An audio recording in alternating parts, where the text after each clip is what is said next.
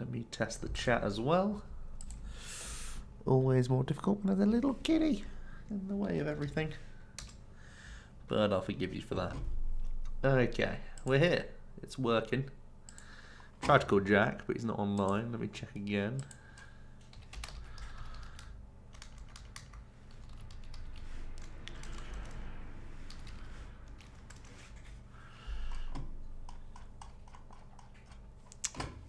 Okie dokie. Making a couple changes.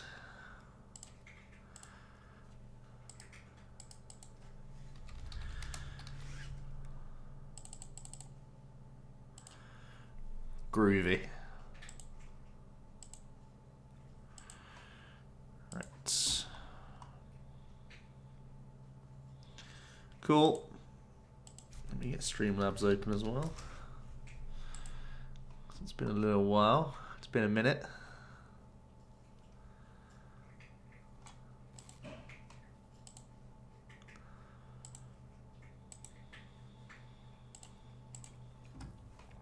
We'll jump into some games. This should be over here. Oh, the chatbot's not working. Let me try again. Test 2. Yeah, okay, it's working. Streamlabs is on. Feels good, man. Okay, gotta flip a coin. Need to pause that. And we're good to go. Pikachu. Okay. Not a bad opening hand. We can work with it.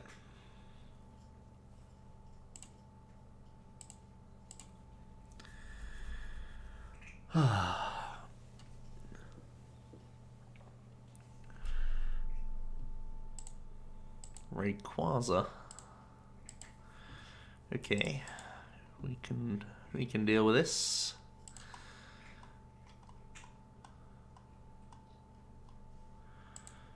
We've prized a lot of energy cards. That's good. Whew. Poggers.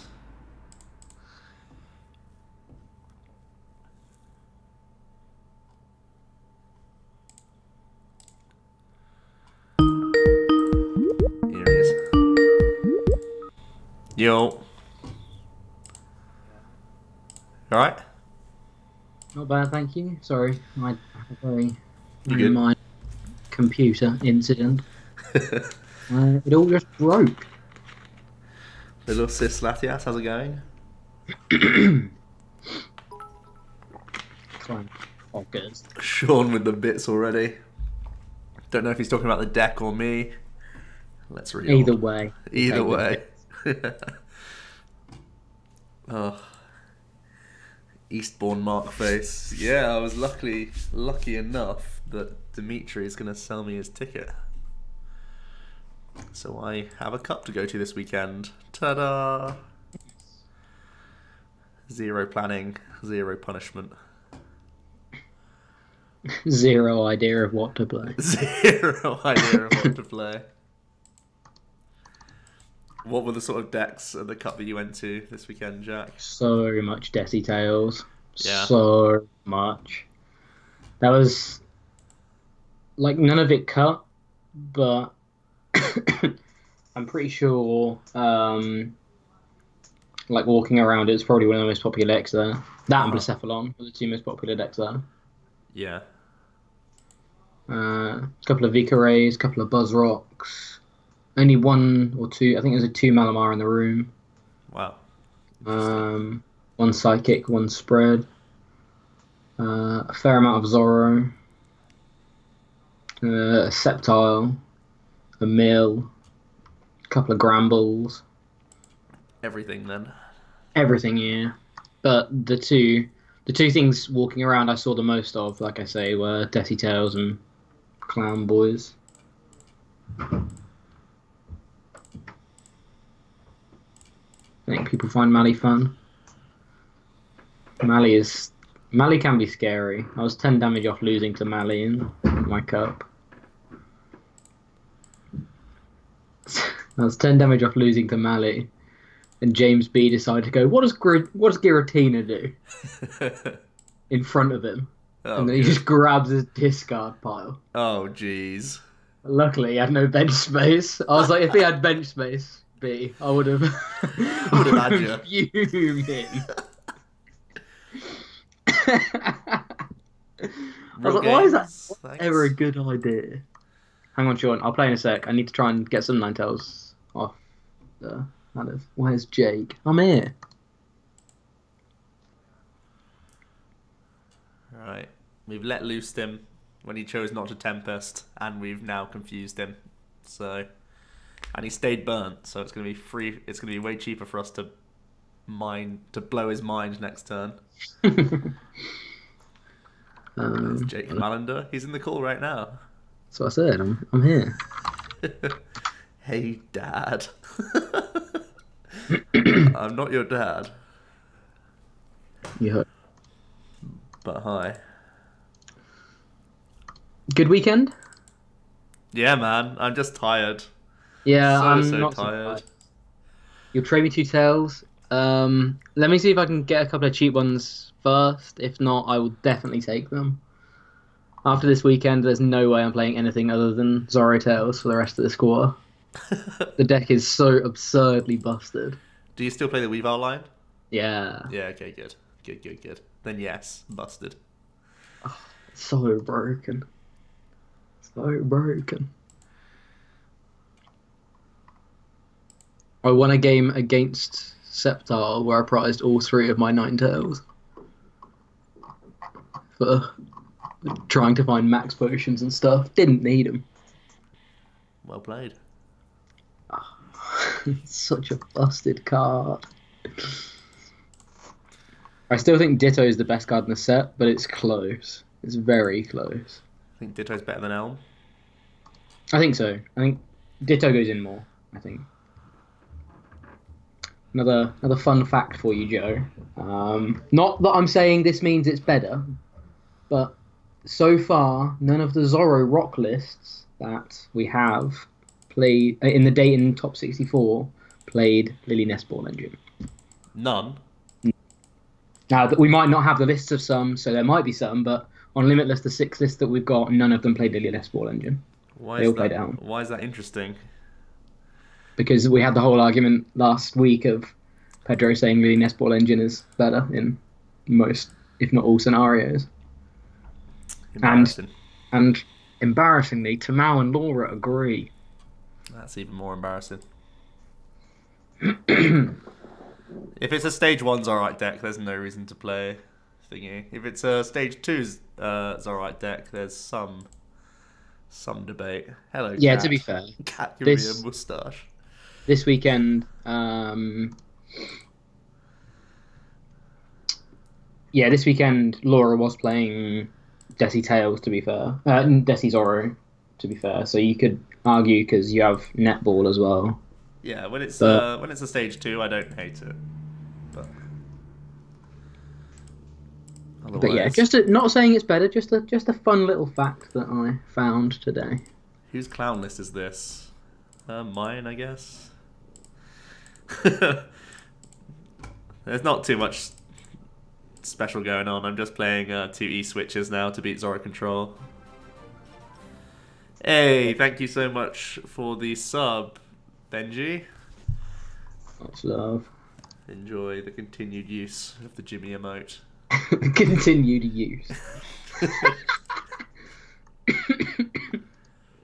New moustache like a spy.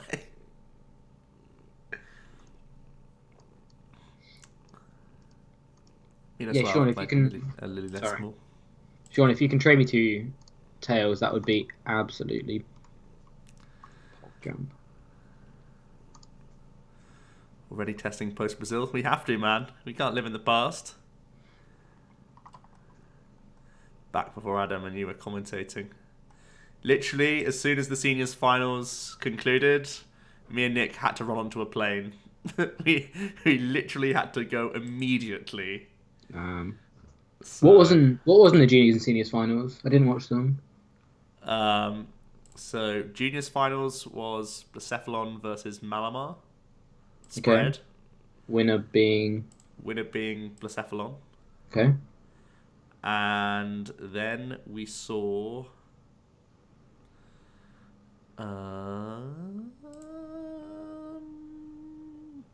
Buzzrock Tails beating Blacephalon in seniors. Interesting.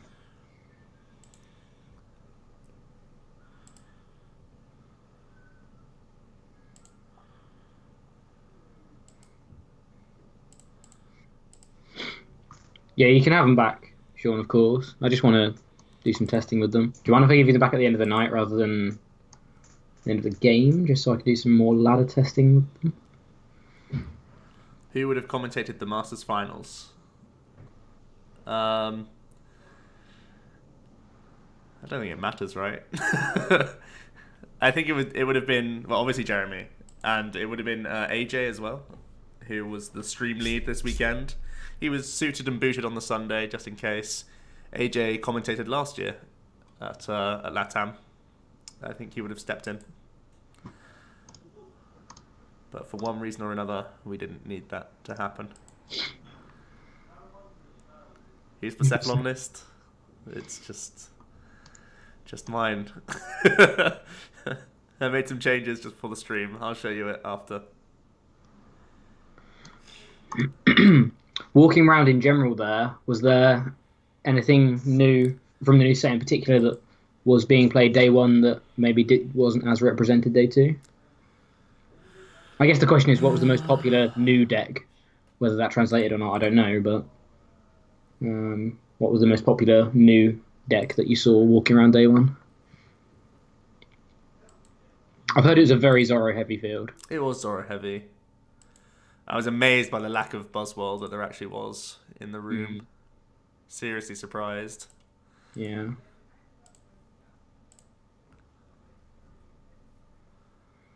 I guess that's why the Zoros got away with what they got away with, if no one's playing Buzzwole.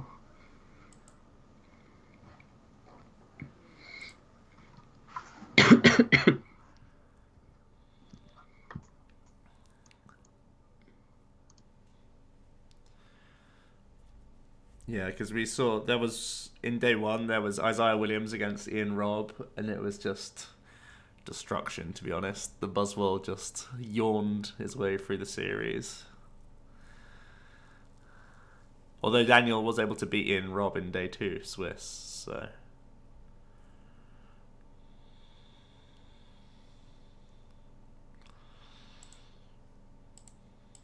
yeah, this weekend when I was playing against Jake in top 8, it felt, back in Sheffield where it was like rock, paper, scissors.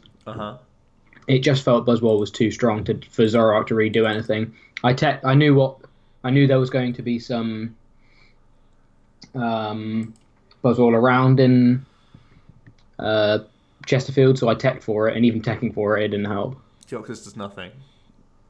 It does nothing. It doesn't do nothing. In my testing, it did fine, but it does nothing, Jack. The problem is, it does nothing against the Lycanroc, which was the issue, of course. Yeah. But yeah, So yeah, it feels like Buzzwole's in its heyday again. Now it's got access to B strings as and when it needs them.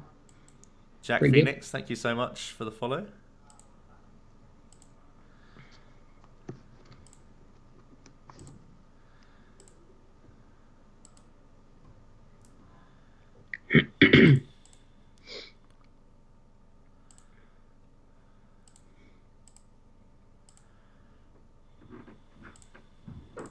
But at the same time, there was not many matchups around other than Buzzwole that I felt afraid of as Zoro Ninetales.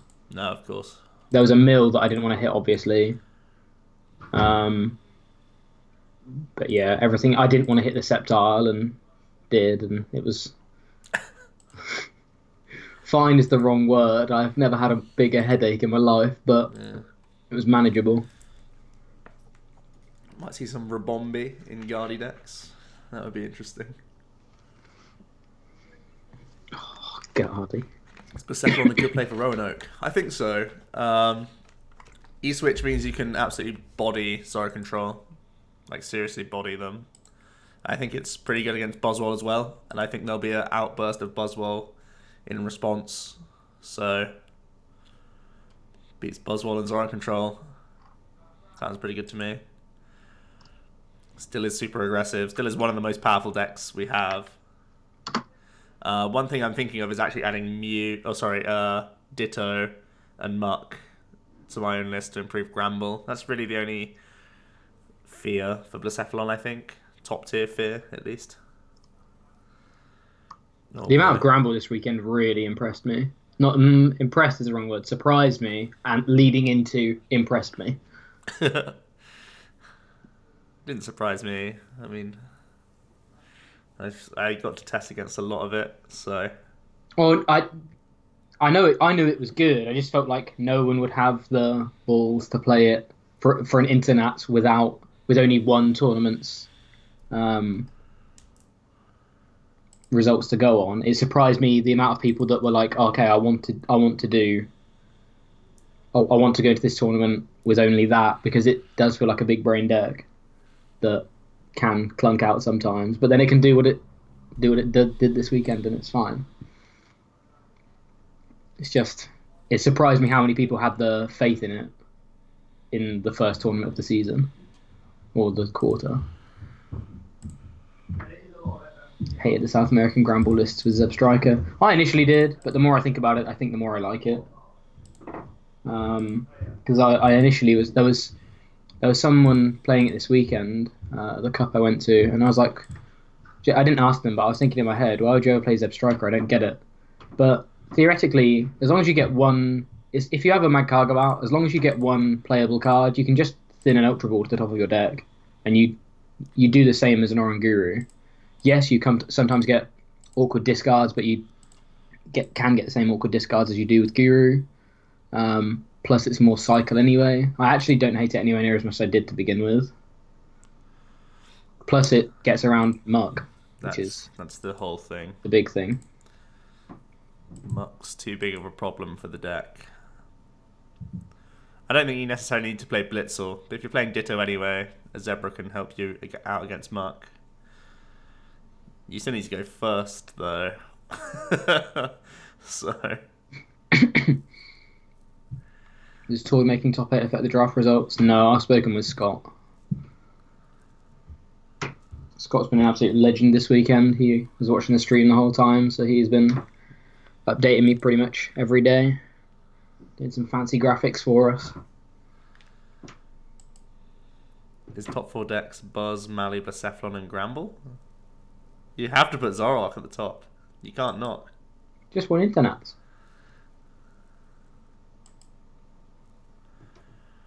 I'd say Buzz, Blacephalon, Zoroark. Probably Gramble. Gramble's in the weird spot because Zoroark Control can handle it so yeah, easily. That's the thing.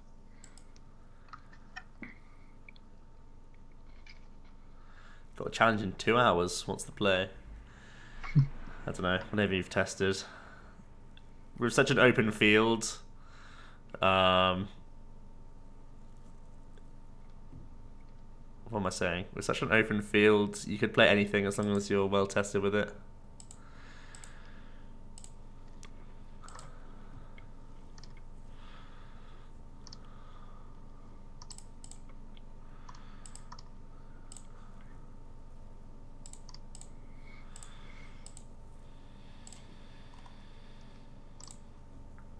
$14 packs. Okay. Can I find 14 packs? Can I find B-string? Nope. Awkward. Very awkward.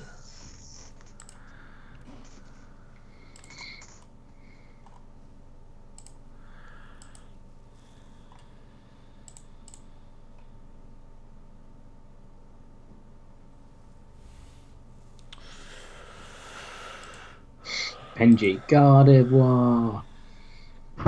I was so close to playing Guardy this weekend. So close. I mean, I tested it on stream, and I think the biggest thing to note was Alone in Eggs was all over the ladder the week I tested, and it's a hideous matchup for Guardy. And then Alone in Eggs was non-existent at the tournament, and it makes Guardy look a way better play, because Guardy is another deck that can handle Zoro control. So Mal got there. Mal built the list. Yeah. And then got there. He built Robin's list and got there an hour early. Yeah. And for an hour, so he submitted his deck list. Then found out he was an hour early. He was like, and I could just. I was looking at him, and I could just tell for the whole hour he was so tempted to change. He was just sat there thinking. Oh, good.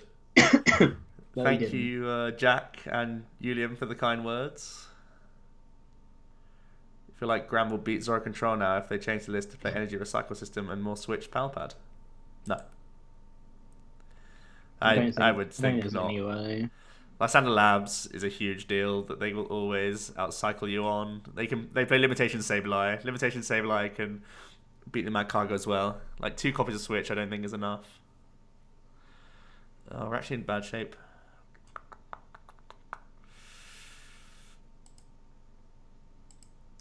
We've played 3 copies of Guzma and that's all we play.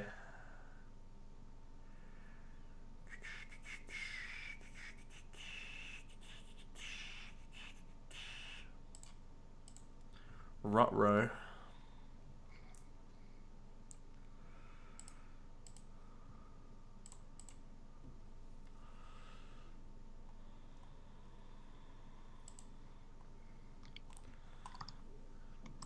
At the very least, we need to find Stadium.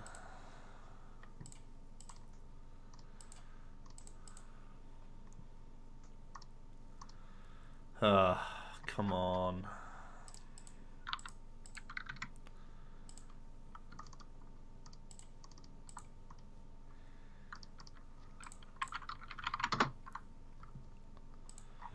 I think you got us.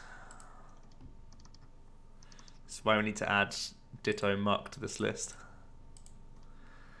We'll make the changes after this game. We've proven to ourselves that we need to add it.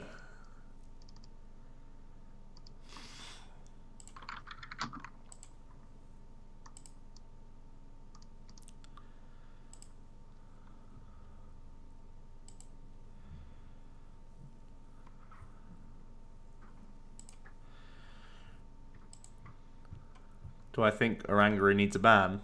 No, there was actually a big discussion about this.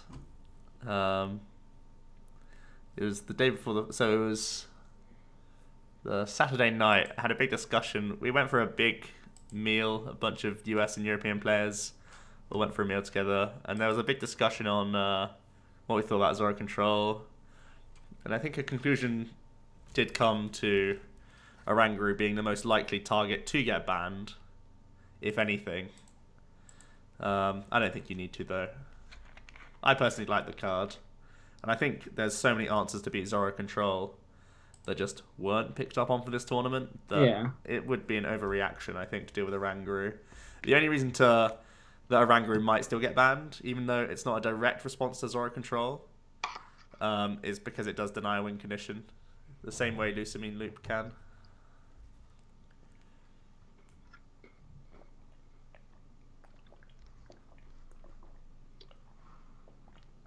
I don't think I'm just building a deck, Sean. I don't think it needs a ban. I don't think it deserves a ban. I think, like you say, people weren't teching for Zoro Control, and when people do tech for Zoro Control, and it naturally has bad matchups anyway, it's going to get worse. I think the card is, like you say, it does deny a win condition to an extent, but well, not to an extent, it just does. But it also it's not an easy card to use. It's not. Like the 3 cards you pick, if you pick one wrong card, it can sometimes lose you the game. So if it's, I don't know. I think it's pretty easy. I don't think it's the easiest card to use at all. I think super easy, Jack.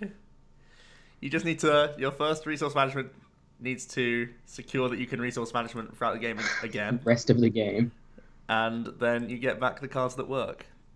I don't think it's that hard. I don't know. I think it's more. not skill intensive, but it's not as plain sailing as that. And I don't think they will ban it because um, I don't think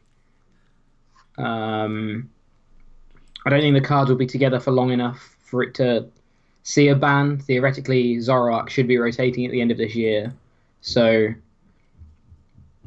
unless it like tears up for the next 6 months and they keep printing support for it to the point where it's not it's only ever the best Zoroark variant, then sure, I could see something happening about it. But I don't think it'll. I don't think they'll like snap respond to it being or it doing very well this weekend, because I think there's other cards that are potentially in the same spot, like you say, Lusamine, that they just haven't even showed any sort of. And I would hate for Oranguru to go without some of these other like control cards being dealt with. The fact that Sylveon can do the same thing, but Lusamine Loop doesn't. I think means Zoroark is. I think means Oranguru is safe. And I think they really, really want to avoid touching the standard meta with bans if they can. I think they really want to avoid that. I could see it being rotated in a couple of years' time when it's been. I could see it being banned in a couple of years' time when it's been rotated to expanded, and if it is still a problem then. But I think they really like whenever they post these things about quarterly ban changes, it's always we don't want to touch standard unless we feel it is absolutely necessary. Yeah, of course. So I think I'd like to think it won't be banned. What is the response to Zoro Control in Roanoke? More Buzzwole, Chimecho in every Malamar, Faber in other Zoro Control lists, Energy Faber. Switch in Blacephalon. I was surprised at the lack of Faber this weekend. I was amazed that they played 2 Plumerias, and for me it made so much sense just to play 1-1. Like, I don't know why they wouldn't just play 1-1, to be honest. I didn't see many of the other Zoro variants during the weekend, but it felt like some of the Zoro, like it felt like in some Zoro decks it was such an easy one-off anyway. Yeah. But hey ho. Take a prize and get bopped by a sledgehammer. No, we have to bursting burn here. Faber plus your own Oranguru. Giraffe rig, sure. The giraffe makes me laugh. I think there's way more proactive ways to deal with Zoro Control than Giraffe rig, though. Like, you can just play normal decks and then just have... Like, you can play Kiawe and Blacephalon and body them as well. Kiawe was pretty much stripped out of every Blacephalon list, and then they all just started losing to Zoro Controls.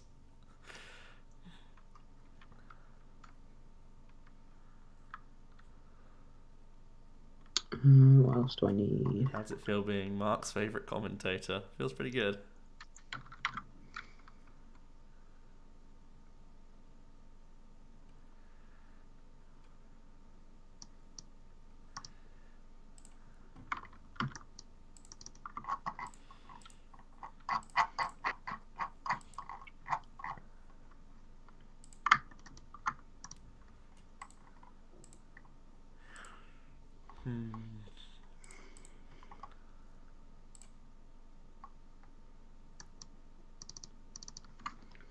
Okay, I want to try something different in this list.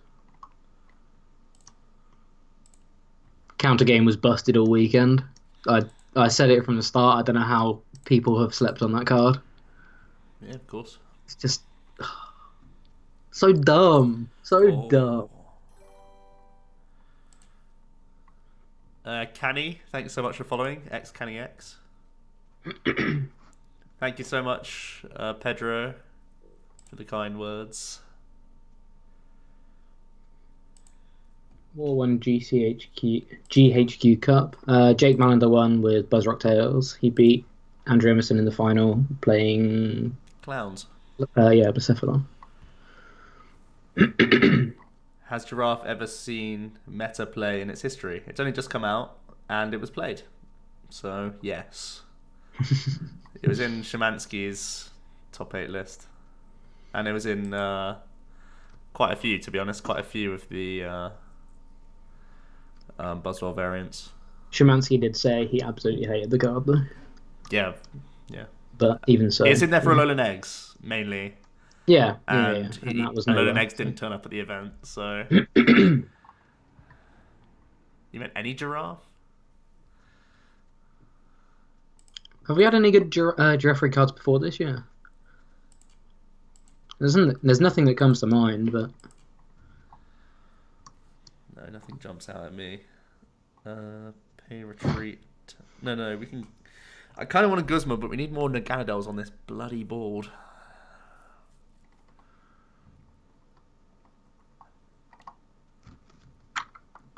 He's got no beast rings though. Do I deal with something like Slugma here? I think Slugma might be our best KO. After this weekend, I think this can. I should stay.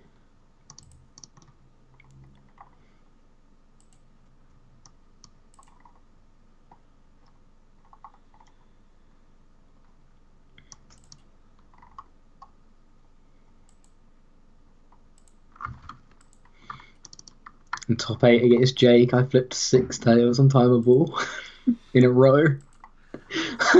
That's good, isn't it? On the 6 tails, I picked up my deck. Nice tan, Joe. And was like, you've got it. What am I missing? Riley Hewlett, Zoroark control list. Moo.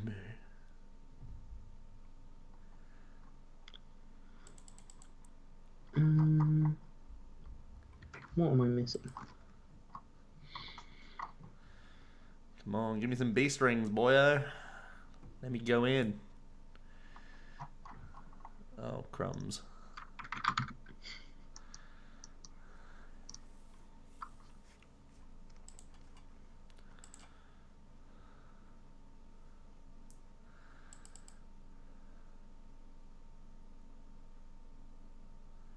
The quad tails on Hammers by Pram on stream was amazing. I mean, he hit literally every other heads that whole series, which was more amazing. Someone said across that series he hit about 15 or something stupid. Or not that series. Across one of the series the weekend, he hit about 15 heads. Yeah, insane.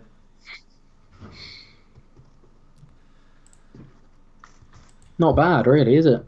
Just hit him. Feels good to be Pram.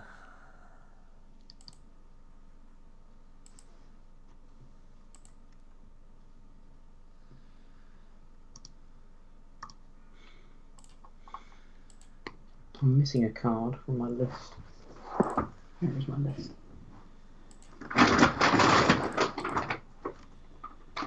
There it is.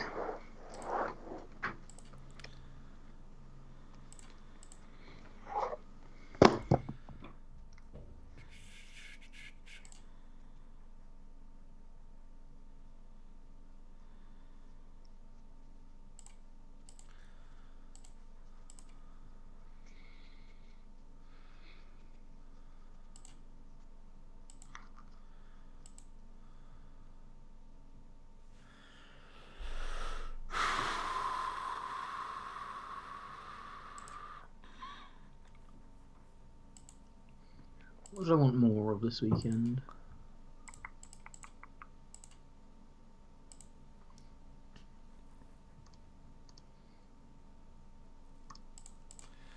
I think our Nagas can carry us over the line here.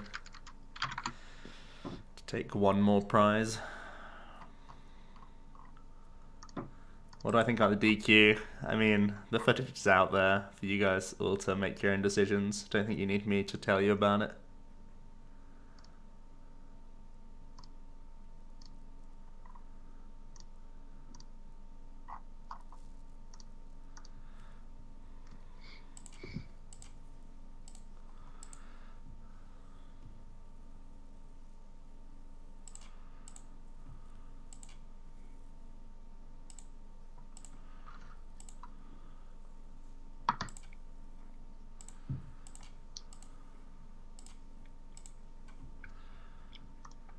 Sean, if this is Zoro control, I can't be bothered. I know I lose. Can we test something else?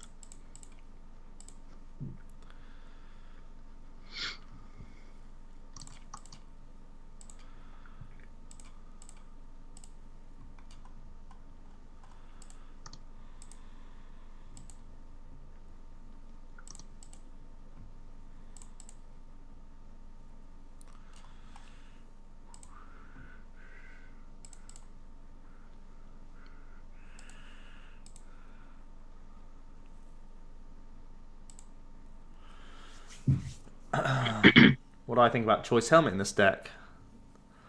Well, obviously Zach played it in his list. You don't need Choice Band in the deck at all. So playing the Helmet means you're a little bit safer against certain things. It can be annoying for mirror matches. It can be annoying for Zoroark trying to get Choice Band devoured field, Kukui. Now you make them get Blower as well. So it forces extra pieces out of things. I think I'd rather dedicate spaces now to energy switches though. If Zoroark isn't going to be playing Kukui Choice Band, you're not doing quite as much. It feels similar to Labs as well, which I think someone was playing. Yeah, Jesper played Lysander Labs. I don't like Lysander Labs though because you want to use Ultra Space and Heat Factory Prism Star. True. Okay.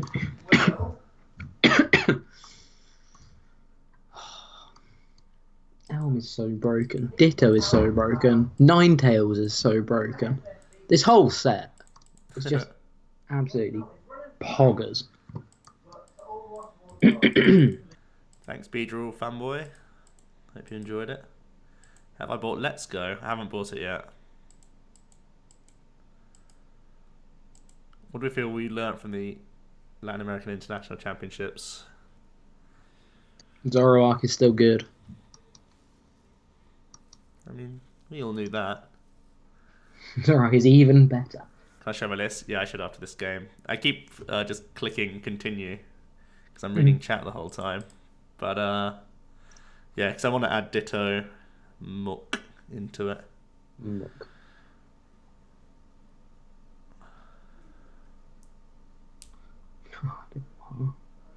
There are some really cool lists in top 32, top 64.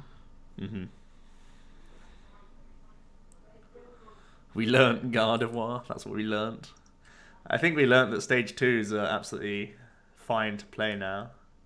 What a great meta to be in. I think we learned that Elm is good in Zoroark decks. 31 of the 64 Deku decks are Zoroark decks. I didn't know that fact, and I've been looking at the decks all day. That's a statistic. You've been writing down facts.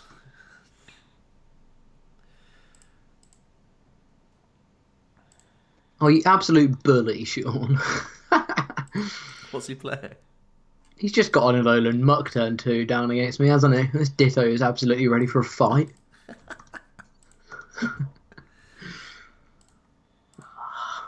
Crumbs.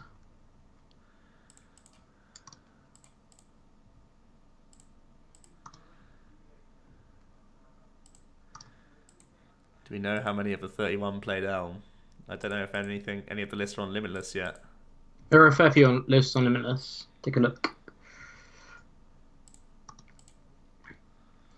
Like I say, of all of the Zoroark lists I looked at about 6 hours ago, fair enough, but of all of those, none of them played.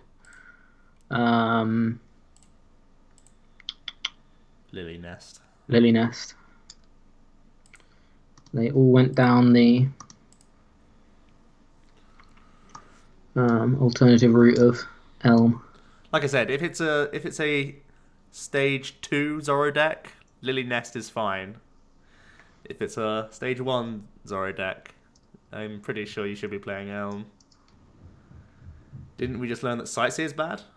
Definitely not. Sightseer is fine. Sightseer is absolutely fine. A lot of people were playing Sophocles to some extent, but I don't think it's that strong. Whenever I saw it, even before I just left to go to Brazil, we tried Sophocles over Sightseer, and it felt pretty bad. A higher Lily count than Sightseer is probably the biggest. Like, that's the thing I'm definitely on board with. You don't need to play 4 Sightseers in this deck, because you end up drawing like 3 cards every time. But it's definitely okay to have some Sightseers in here. Hashtag Team Lily. Hashtag Team Stage 2 is basically what you're saying. Which I'm not against. Which I can get on board with. It's crazy that one of the... So the top 8 Zoro Decidueye deck only played one new Lost Undercard, and it was in Ditto, which is a questionable include. What? No netballs, no elms. No. No Ninetales line. Oh my god. No. Don't need them. Not been playing since Forbidden Light. What did I miss?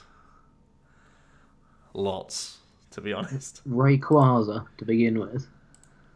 Now forget about that.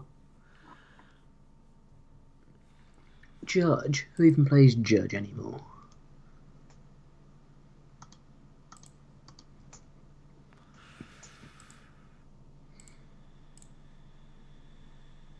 Yeah, it's Sun and Moon on now. Good cards on.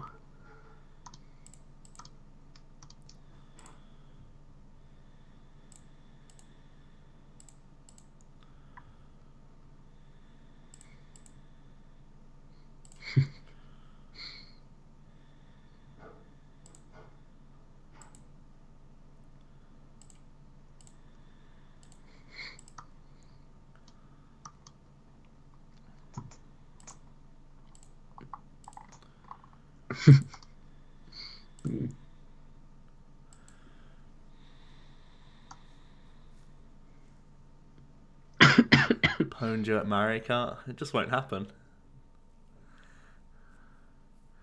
There aren't many things I'm good at in this world, but Mario Kart is definitely one of those things.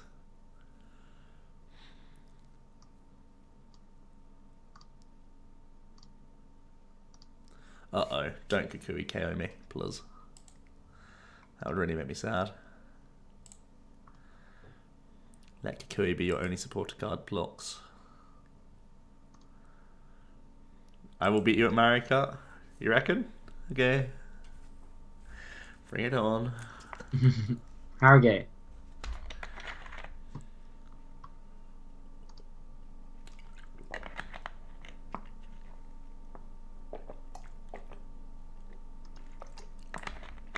Alright, Friday morning for Harrogate. It's turn of the year, right? So I have the whole day. I can do it.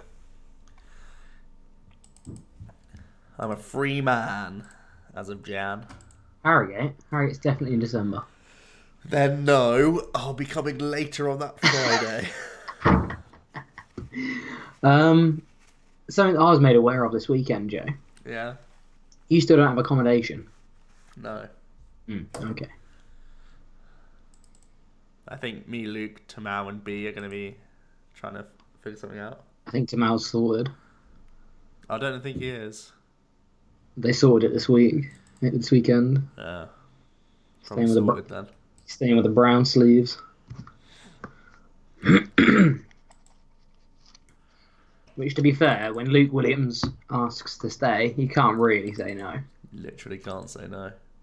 I think it's illegal.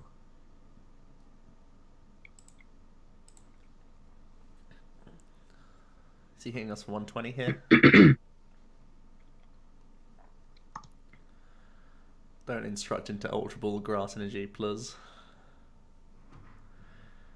Wait, what has happened? What have I done wrong? Oh, it's 20 plus. Yep. Okay. Crumbs. We're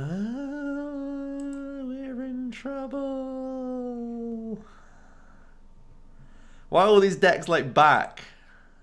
This is meant to be gone. You're not meant to be a deck anymore.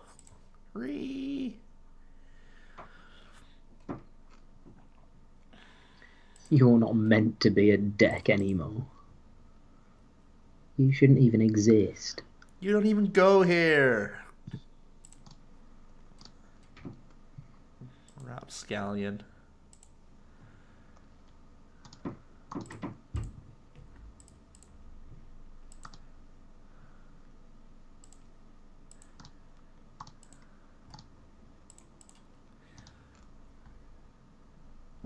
Oh my goodness, my cat's just made a leap of faith.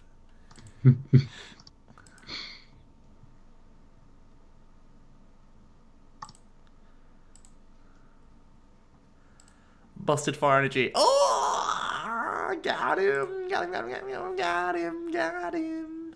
Busted.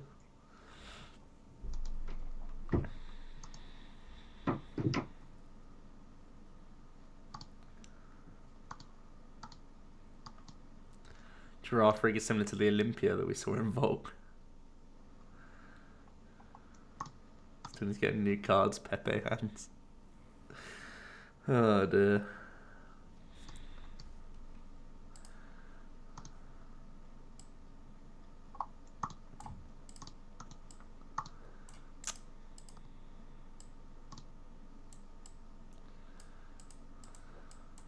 Ah! Just reordering some stuff. Yeah, I need to fill the gaps for my Lost Thunder stuff as well. I still need to buy Naganadels, Clown Boys, more Ninetales. Ugh. Want to buy a rainbow rare, Joe? No. Because I don't. I mean, I happen to sell. No, I don't. I don't want to buy one, but it's not at all what I'm going for. Do you want to take a look at some stuff after this game? Sure, I like stuff.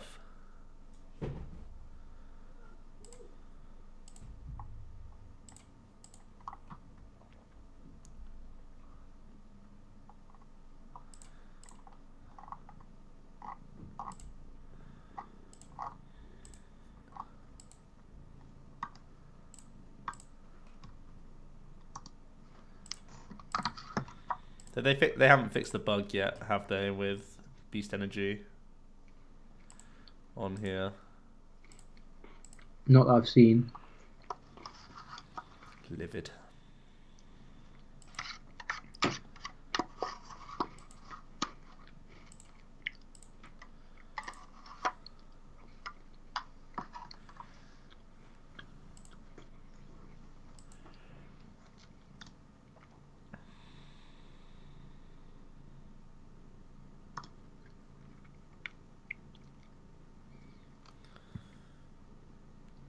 Listed infinite leagues. You can filter out leagues from the search engine, Max. But there are some Facebook groups as well.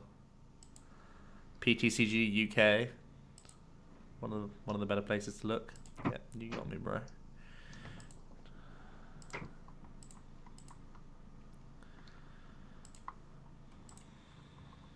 I've completely screwed this up. Whoops. Let's have a look at this list then. Try and find room for Ditto Muck Zebra, I think is what I'm after. Maybe I'm garbage at interneting.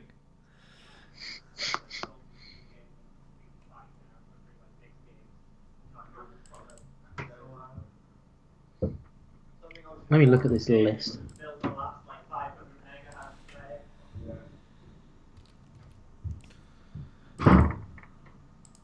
E-switch. You gotta have E-switch. Yeah, I was just reading along the lines. We could just cut the sightseers all together if we're going for a zebra. We could just do this. Because we only need to Ditto Muck against Gramble.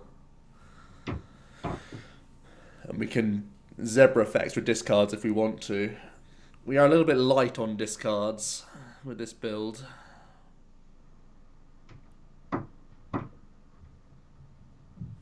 Lose the Marshadow. Don't think I want to lose Marshadow. I might go down to 3 plus Efflons.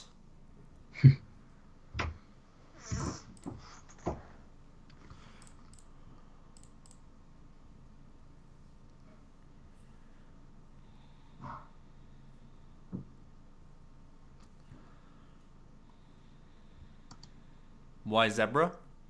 If we're playing Ditto anyway, Zebra sounds good. Sprinting around the place. It may just be worth... It may not just be worth it, though. Maybe we do just do like this. Remove acrobikes from more treasures. I don't mind that, actually.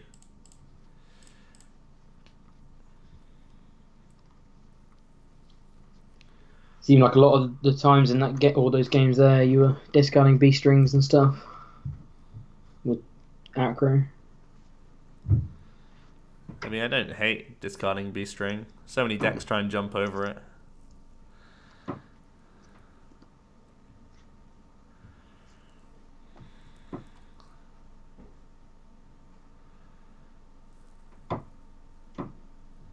Why are we taking out the zebra? Sorry. It may just be too cute. Mm. We can try this for a bit.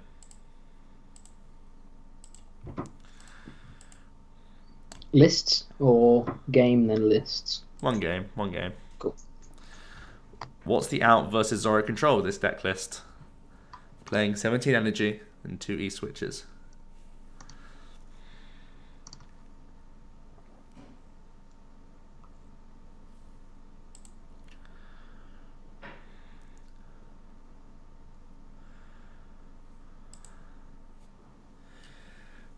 Doc Mike, yeah, there's no rest for me.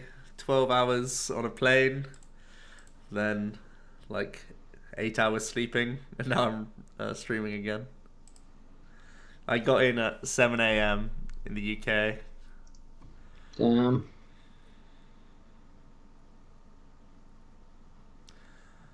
What would you play for a cut this weekend, and why is my answer not Sceptile? Mm. No, this is Cocoa Spread. Hurry. This is a really hard matchup as well. Everyone's out to beat Clowns for some reason. Do they not know that Zoro controls the best deck in format? Why are you coming after me, huh? What have I done? All I want to do is detonate stuff with a clown. Who's doing this? Who's making me look and feel bad?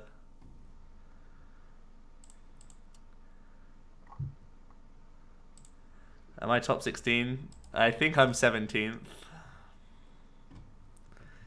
Which is a big old feels bad man. But that's what I think I am.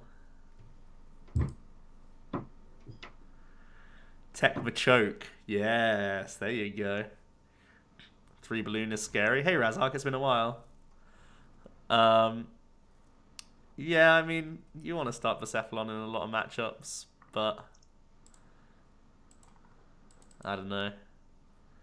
I think the muck for Gramble is going to be worth it. Have the Brazil points gone up yet? No. Okay. I might be joint 16th with Martin Janus as well, which is also a potentially awkward situation.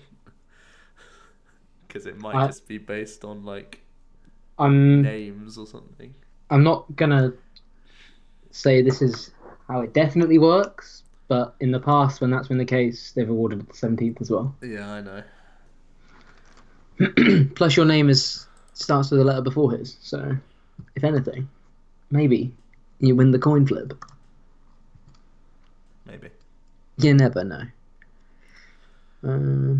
Oh, it's not just a straight spread deck. Okay, this makes me feel a little bit better.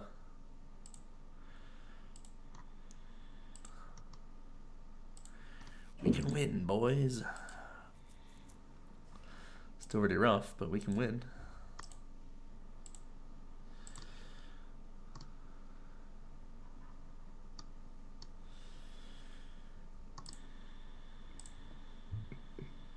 Stop draw. Stop owls. Not flying flips. So many vicious, awkward things to stop. Vicious.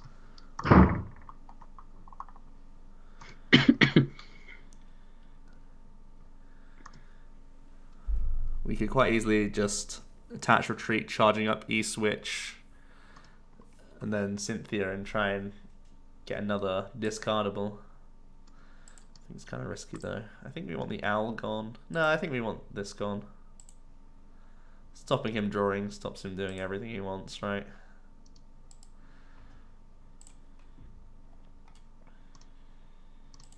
Potential to let loose. I don't think we need to.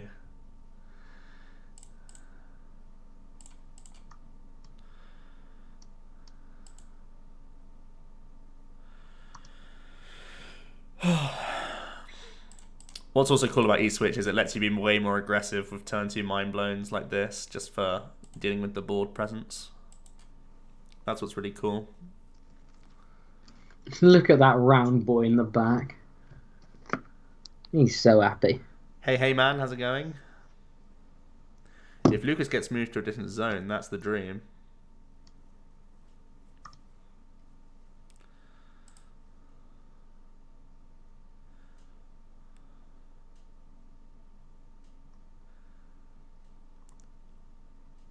Line of Elros, no, we'll finish this game and then we'll have a look at the Latin American results. Was Malamar poorly represented in LAIC? There was a decent amount of them around. They didn't end up doing too well. I think you're right. A lot of the Decidueye Ninetales decks were keeping it, down low. Wasn't many Buzzwole and lots of Zoroark, so that sort of combination makes life hard for Mali. I don't know how many were playing Chimecho. I know William Azevedo did quite well, and he did have the Chimecho in his spread build. He had an unfortunate prize penalty on stream by drawing 6 off Tate and Liza, getting a 2 prize penalty in a game that he would otherwise easily win just by Bell of Silence locking and then going for like 2 prizes on a Lele, then 2 on a Zoroark, 2 on a Zoroark. But because he has the prize penalty, his whole plan was just ruined like midway through the game, which sucked. But I think he showed that if Mali can go first against Zoroark, it can absolutely body it with Bell of Silence. And you're right, I mean, Mali was, it was one of the top picks. It obviously won the Japanese event, so everyone had their eye out for it.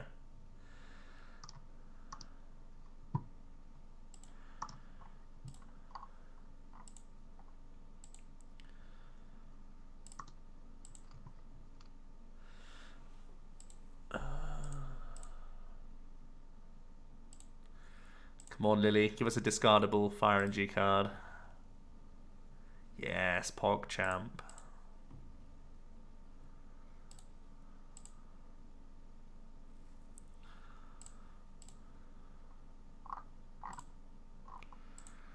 Give us another one. Poggers.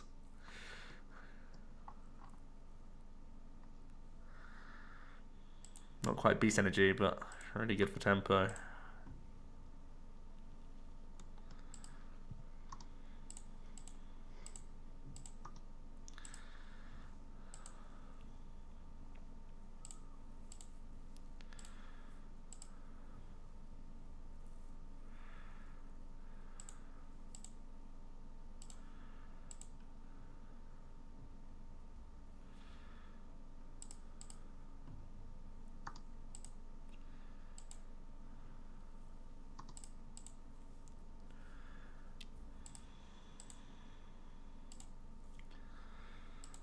So aggressive. I think we're allowed to do it though because we have the Heat Factory in play currently. I think we can get away with it. That's a big draw. That's a huge prize. What happened when Pedro shuffled in his resource management? I think the outcome was that he got a warning and it remained shuffled. That's from what I could gather. We did a good job commentary. I'm glad you enjoyed it. It was fun to cast with Jeremy for the first time. Obviously casting a lot with Nick and we're good friends, so it was a lot of fun. It's a shame that Sable House had visa issues. Couldn't get to cast with him. I know him quite well. And also a lovely guy.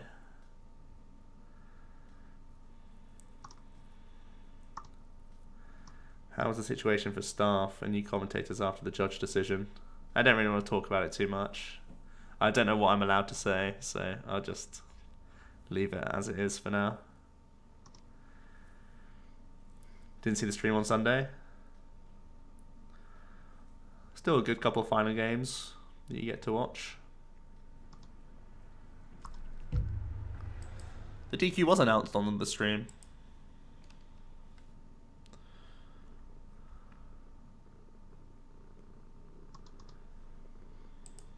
Oh, if you're talking about the shuffling thing, I believe it was just a warning from what I could tell. There was no prize penalty awarded. What's the official ruling on Poipole? Judges ruled that to shuffle the prizes. It wasn't that you had to shuffle it. It's that the judges said that you're not allowed to rearrange the order. And because he started to rearrange the order, he had to shuffle it. So if you're going to use Eye Opener, don't rearrange your prizes after looking at them. Look at them in the same order that they stayed in, if that makes sense. So bring a notepad, note down where everything was, but don't be like, okay, cool, I'll put the two supporters at the top so I know where to take those, the two fire energies at the bottom so I can burst GX those. Be like, okay, that's where these positions are, that's where these positions are, that's where these positions are. So it was, I thought it was really harsh as well because the guy used Eye Opener, took prizes and wasn't able to grab the Cynthia, which would have got him out of a dead hand as well. I thought it was pretty rough. That seems... He ended up losing the game because of it as well. It was really That seems so harsh. But I can't really, there's only so much I can do. I can just sit there shaking my head, which is what I did do. Of course. But... I mean, that does seem harsh, though. Oh, it's super harsh. Oh, nice. That's a good draw.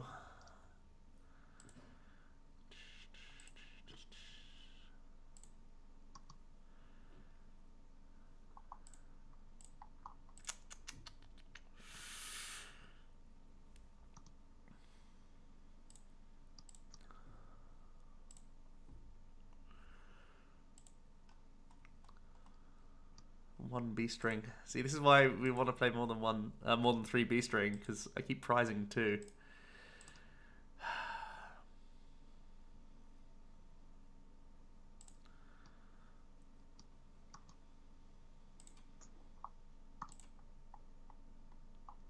Why is this guy spamming emotes?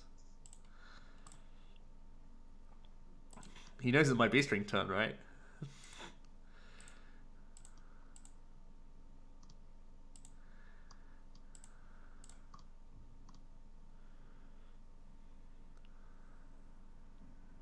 Alright, cool. You can have it, bro. If you want to just spam emojis like a clown. Alright. So putting in 4 B string again might be a good idea. Although, we like in 2 of those games we prize 2. So let me get some things going on back here. We'll look at complexity first. Get a graph. Yeah. Graphic.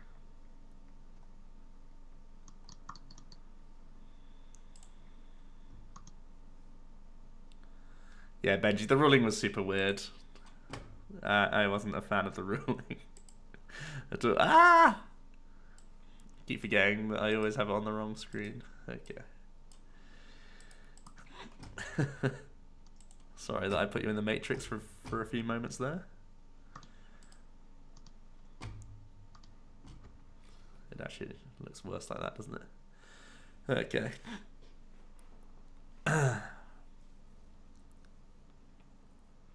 Right, so Latin American International Championships. Over 600 masters attended.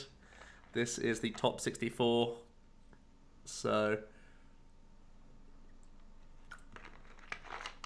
lots of Zoroark and Rock cut. Obviously a safe pick for everyone to take. Tried, trusted before this event, gaining Elm and Ditto. Also some Zoro Decidui. Some playing Ninetales in addition, some not.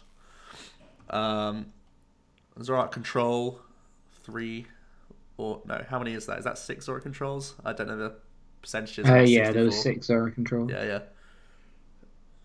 Quite a few Blacephalon, Gramble. Malitina did end up with a reasonable conversion. Vicaray doing much better than I thought. I thought it was absolutely dead. Some people still choosing to pilot it. Buzzrock doing immensely poor. Like, immensely poor. Honestly, not enough people played it at this tournament. 100% not enough people played it at this tournament. 2 Buzztails? And what's that? Like 3 Buzzrocks? That's just real surprising. And I think looking forward, that's got to be increasing again. Like, it should be at least alongside Gramble, Blacephalon, and Mali, at least. I'm really surprised it's this low down. Zoroark Ninetales, sometimes playing like Lycanroc, sometimes playing Weavile, sometimes just pure Zorotails. Obviously without Decidui, doing reasonably well. We saw Robin and Tobias Teasing with Gardevoir, Swampert, Ninetales with Solgaleo. That made some couple top 64 placements. Gustavo Wada and Lucas Henrique, who is currently top of the EU rankings, despite being a Brazilian player. Hopefully they move him over so I can get into top 16. Played for Simeon Coco. I actually said on the stream that Simeon Coco made top 8, and that was because I mixed up Lucas Enrique Pereira with Pedro Enrique, which is my bad. But there you go. And then lots of other decks. There was a Unknown Hand deck that was Steelix Warlord Unknown Hand. There was also another Stalling Archetype. One Lost March made it at least. Zoroark Glaceon ended up in one of those 3 bubble spaces. So in the original top 8, there was Tord and 2 others on 31 points who bubbled after the disqualification. Tord gets into top 8. But Zoroark Glaceon was also a 31 pointer, so that's something to keep an eye out for. Mm-hmm. So yeah, overall the story is lots of Zoroark, but outside of Zoroark, still lots of variety.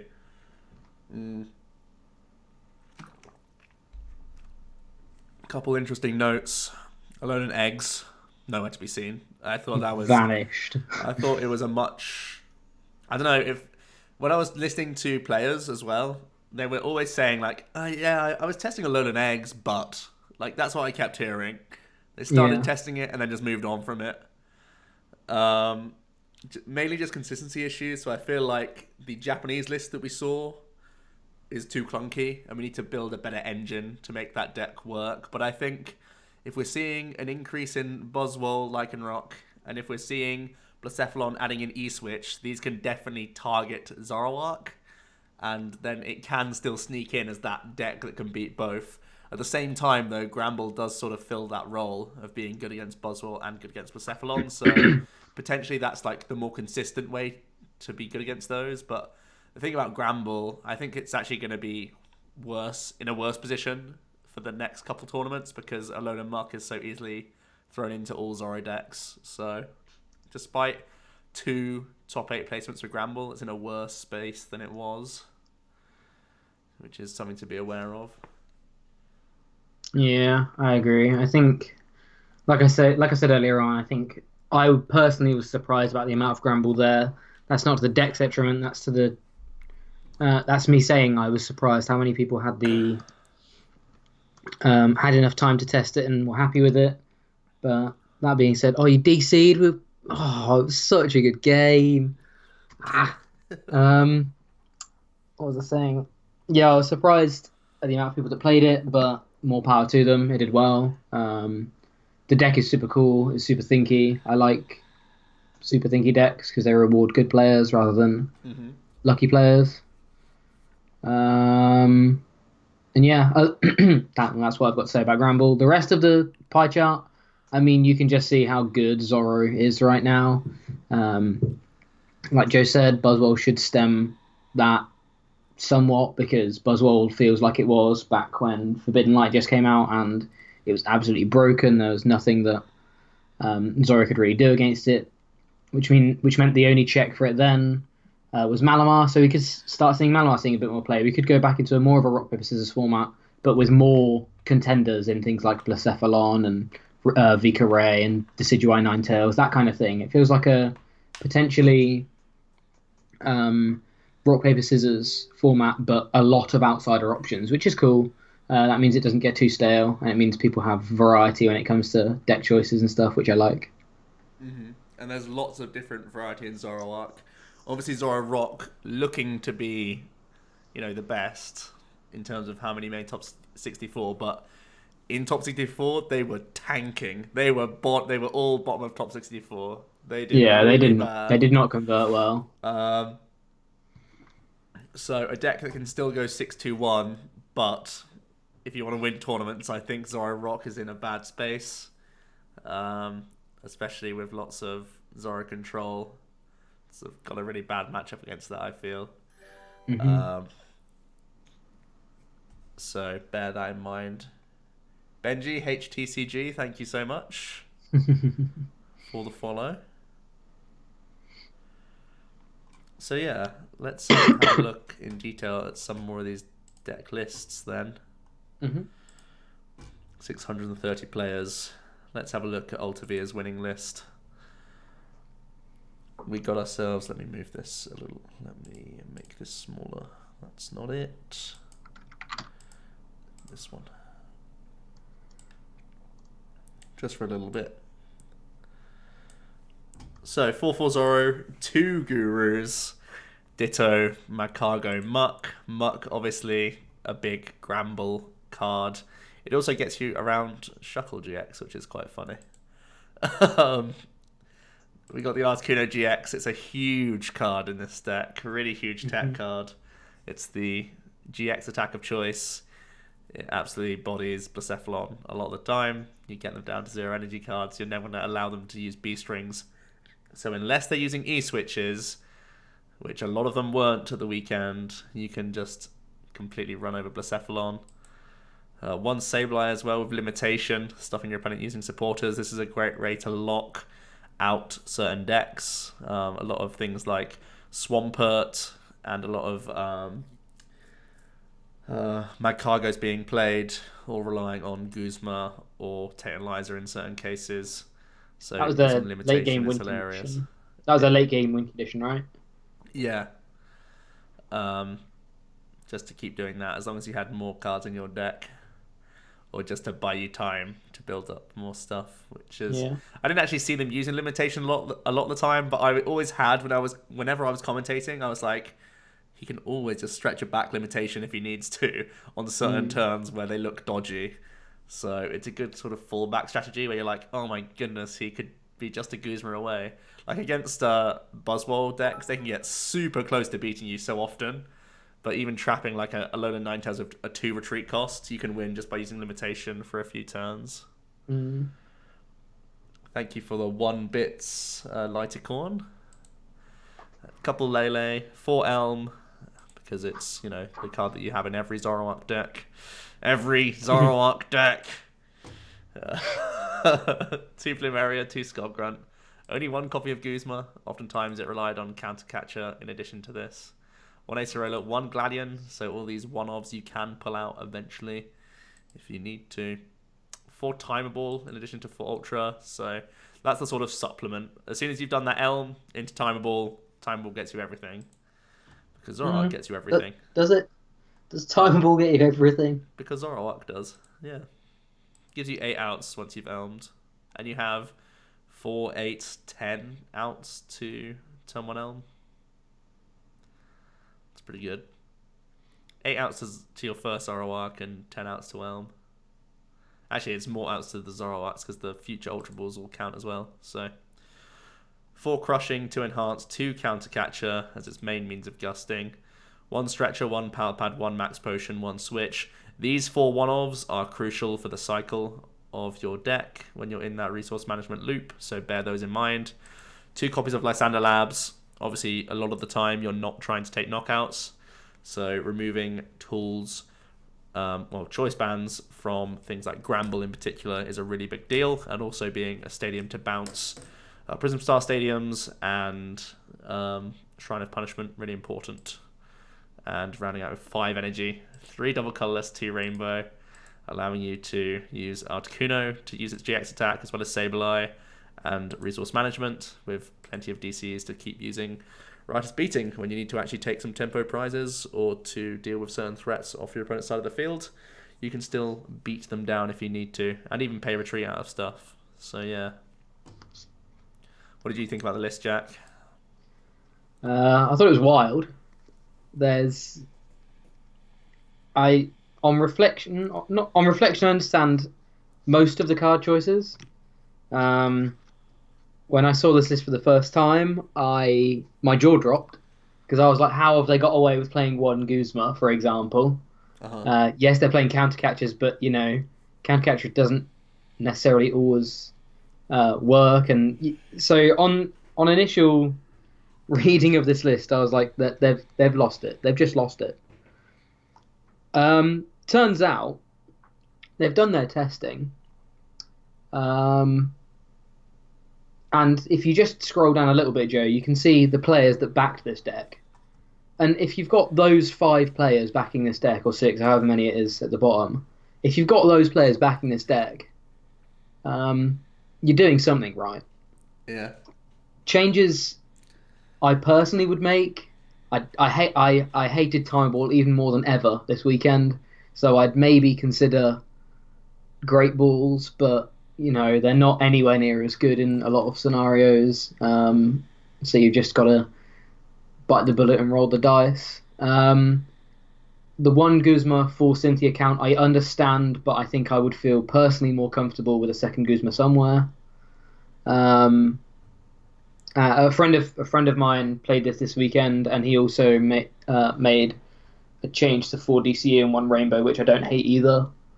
But in general, I think they did their research, they did their work, and it paid off. I think the list is wild, and I don't think I would ever come up with it, but I can understand the 60 that's in front of me.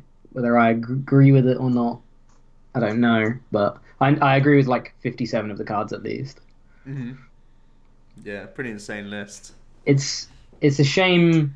It's not a shame, but it's a little bit disappointing that Zoro Control won the first Internats, because I think there are so many cooler Zoro decks out there, but it turns out the best stall mill deck is just a Zoroark deck in the end. So I think Zoro can do so many broken things with Ninetales and Ditto and Elm, and they found a thing that it did that is broken, but is a lot less fun for everyone involved, except them. I think it's just the case that it's the perfect deck for the tournament, and although the deck is still really savagely strong, this wasn't the top deck on people's radar. When people talked about Zoroark, they were talking about things like playing with Stage 2 stuff, playing with Solgaleo, playing it with Lycanroc, obviously. Everyone accepted that it gained Elm and Ditto, and they thought it would make it more toolboxy. So keeping this straightforward and just locking people out was just like in the clear to fly under the radar a little bit and just prey on people. That's true. I guess after playing Control and now playing with the new Zoro tools, I just think there's a lot more fun stuff you can do with Zoro. But it's not about fun, Jack. It's about what wins. It's not about fun. It's about what wins. And if I were playing Zoro Control, I can understand every card that's in that's in this list. After playing it in Lille, I get all of the cards that you need, and the Oranguru lock is just so strong. Like, I think for me, 4 Crushing Hammers is the only strange count. I think you can definitely make a slot there, because you can infinite loop these. I'm surprised this is a 4 of. To be honest, that's the only one that stands out for me. It's a weird count, and you're right. 4 Timer Ball is a bit worrying at times. 4 Timer Ball feels like one of those 4 of you don't want to play but you have to play. Yeah. Back when that could like this. I mean, I'm just salty because of the mess that they were this weekend. But at the same time, Great Ball probably they've considering the first people that we saw playing Ball were Jimmy and someone else from the Yeah, team. yeah, They will have tested Great Ball, yeah. and The, it won't have impressed them. So I think for it's me, I could play around with that ball search count though. I would definitely cut like one crushing, play two timer, and like three great ball because then you improve your L mounts as well. yeah. What about two Plumeria over one and one Faber? I think because of mirror, you probably have to, or just make a space for an extra Faber. Cut a I crushing I for a Faber. I really like I don't. That's one thing I don't understand why they didn't play Faber. Because yes, it doesn't hit as many outs, and yes, it probably increases your pressure for finding things like Power Pad for Maria. But at the same time, it's a searchable E hammer that they can't recover with Guru. Uh, Like that to me seems really really big. But again, Plumeria is similar to almost all extents, so maybe it's fine. But I think Faber is one big card that I would really want to add here, just because it feels like such a strong control card. let's have a look at some of the Chilean players. Nicolas Galas, as well as Javier Gamboa and Sebastian Lugo, all played this 60 card Gramble list. 4/4 Gramble, 2/2 Mad Cargo, 2 Monkeys, Ditto Blitzel Zebra, some protection against the Alolan Muck, which is really smart of them to be, on the ball enough to know that everyone's going to tech for Gramble. I didn't think it would have been a big enough deck for people to tech against it, but everyone was ready to claim wins against it, so them playing Zebra does give them that extra line of defense, which is really smart. 3 copies of Diantha is wild for me. It's so good when people are taking prizes against you. Maybe my mind's a little bit warped because I saw so many games where people weren't taking prizes against Gramble to win the game. But I think the high Diantha count, something I definitely tried was Palpad. I'm surprised there's 3 copies rather than just 2 and more, and like a second Palpad. But yeah. Other than that usual ball engine. Only 2 copies of Stretcher, which I think is fine. If they're trying to loop it with Diantha, they can. 2 Treasures, 1 Fiery Flint. So Tord also played 2 Treasures, so definitely an important card for fixing your hand math. Fiery Flint played over Lost Blender. Honestly, I don't like it. Because if you're going to play just 1 copy of Lost Blender, I think you can get away with it because you can still have those like times where you use your first Mad Cargo to put Lost Blender to the top, instruct, then use your second Smooth Over for your Lost Blender. So I think I would still play 1 Blender over 1 Fiery Flint just for that utility. Honestly, testing with Luke, who also played Gramble, he had a pretty awkward day 1. He faced 4 Alolan Mucks, and that's really hard for him to come back from. But one thing that I thought that was really cool was that we found Plumeria as a good one-off supporter in the deck, because you can loop Plumeria with your Pal Pads, and then you never run out of discardables. And in a few games, we saw Nicholas, especially, in looking through his his deck with Smooth Over, having the abilities on the board to get him to 0 card hands, but running out of Ultra Balls and Fiery Flints and Treasures. Plumeria means that you never run out of those things, so that's definitely something to bear in mind. I like the Plumeria option. Yeah, I think after seeing Luke's list and testing with him, or testing not with him but around him for a weekend, I'm really impressed by the deck. I think it's definitely not one to be slept on, but like you say, now it's out there. It's probably one of those decks that has to go back under a rock for a little bit. Until people are like, oh, we don't need to play a load of muck anymore, now it's playing Gramble, and then all of a sudden Gramble will win a regional, because I think it's strong enough to do. I mean, it doesn't lose to muck, it's just really rough. But yeah, I mean, it's much less likely to win a regional right now because everyone's playing muck.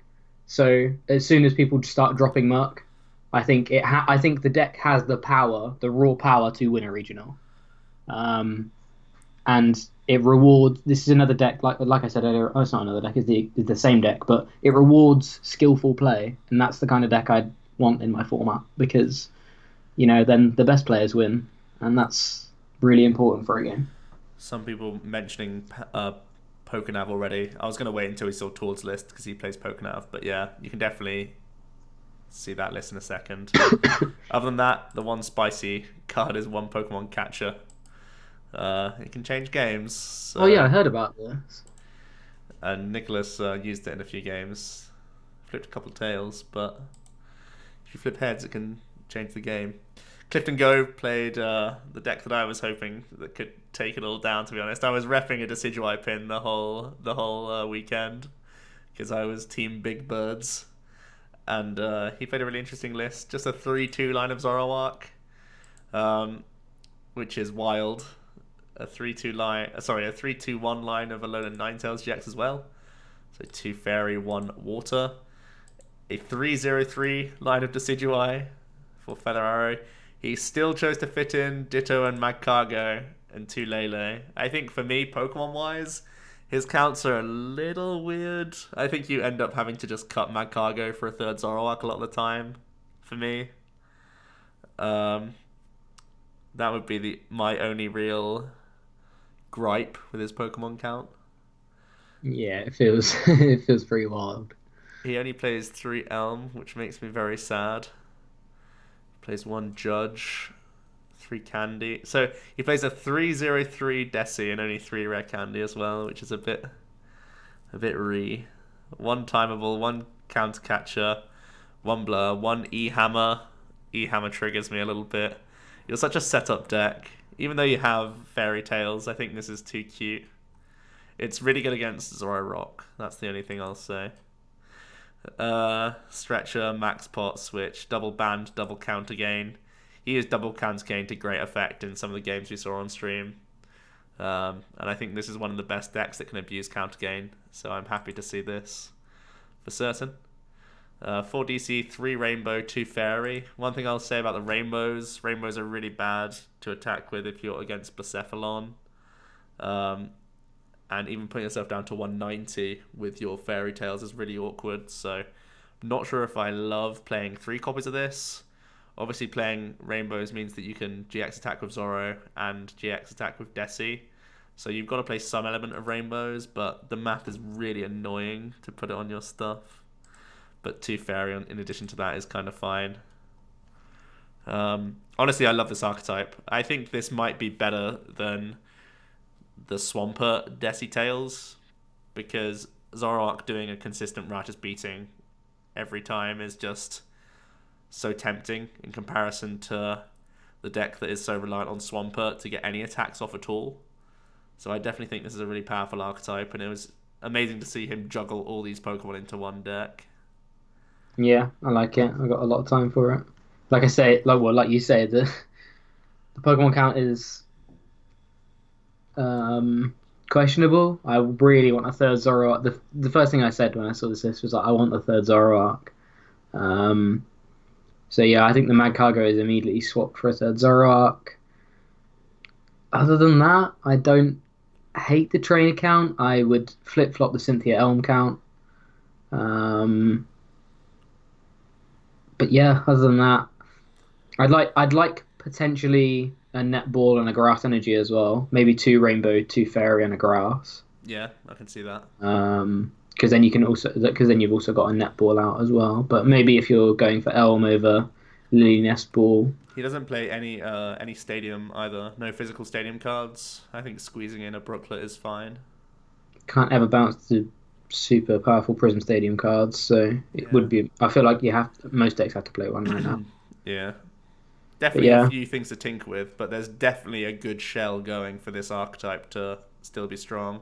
Well, I think it was the second most popular deck in day 2, so yeah. That in itself is really, really cool. Counter Energy. Counter Energy can't work with GXs though, you have to remember. It's not the same as Counter Gain, unfortunately. So Fabrizio played Zoro Decidueye. This one, I was gobsmacked to see that he played his only lost undercard is this one copy of Ditto Prism Star. So he's maxing out the Zoro line, much thicker Decidueye line, playing Lily Nest Ball with no net balls either, despite playing only one grass. Playing 15 balls. Yeah, 15 ball search cards is incredible.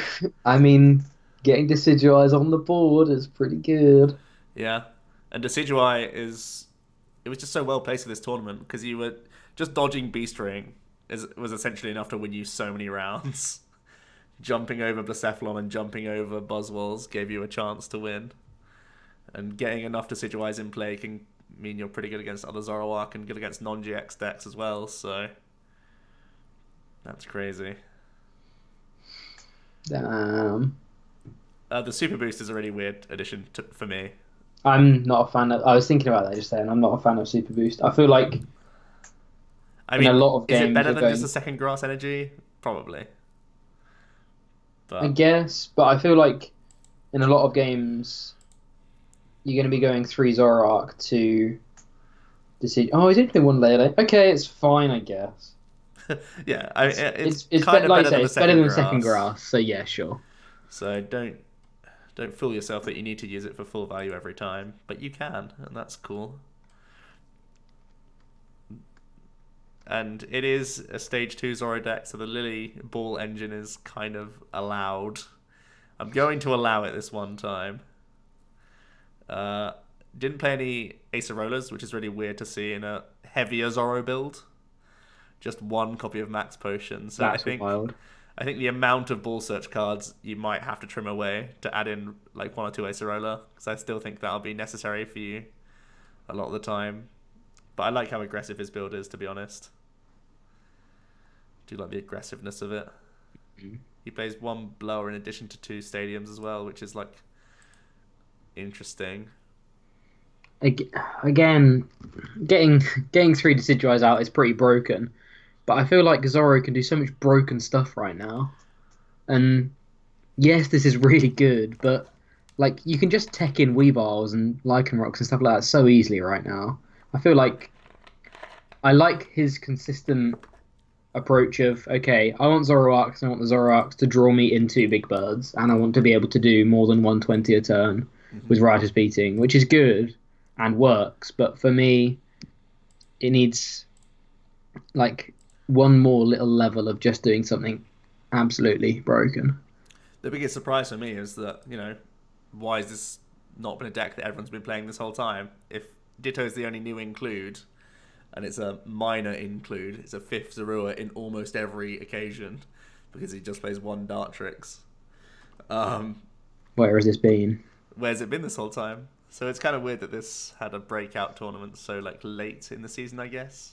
Yeah, this deck list could have easily been released 2 months ago. Yeah. Shemansky's Buzz Rock Tails playing 4 Buzz GX, 2 of the stage 1s, 1 Baby, 1 Diancie, 1 Marshy Boy, 1 Giraffe Rig. He said he hated it. He expected some Alolan eggs and a few other things here and there to use with Get Lost. Never really came into play for him. Get Lost. Yeah, I was really hoping to see some Get Lost action just so I could say that on stream. He's going to get lost. Oh, it's 2 cards. I thought it was 1. No, it's 2. Bastard. Cynthia's good. 3 Kukuis. I think 3 Kukuis so good with this build. 1 Lucia, which was actually incorporated in a lot of the Buzzrock decks that I saw. I thought that. And a lot of the Buzzwoles jumped from 1 Lele to 2. So having 2 Lele means you can get this big damage buff off early. I think it's mainly good against Malamar, so I think that's why it was included. I think it was the expectation of Mali being big, which was why we saw Lucia being put into a lot of Buzzwole decks. Yeah, you need more aggression. You need more aggression to win out against those. Interestingly, he chose not to play the Ditto either. He had the option to play Ditto to have 3 Prism Stars in your deck. And if you play Lucia, you have to consider that as a big option.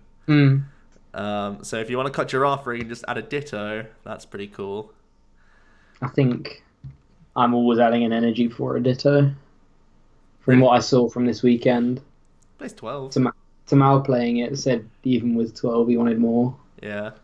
One thing I was going to mention is that he plays 4 units and only 7 basic fighting. I kind of like 3 and 8 just because of how important the B string turn is. Yeah. Would you? So it's only playing one baby Buzz. Yeah. Do you think that's fine, or do you think would you prefer seeing a second? Because that card's pretty good. It's a good card. I mean, I could definitely see playing 2.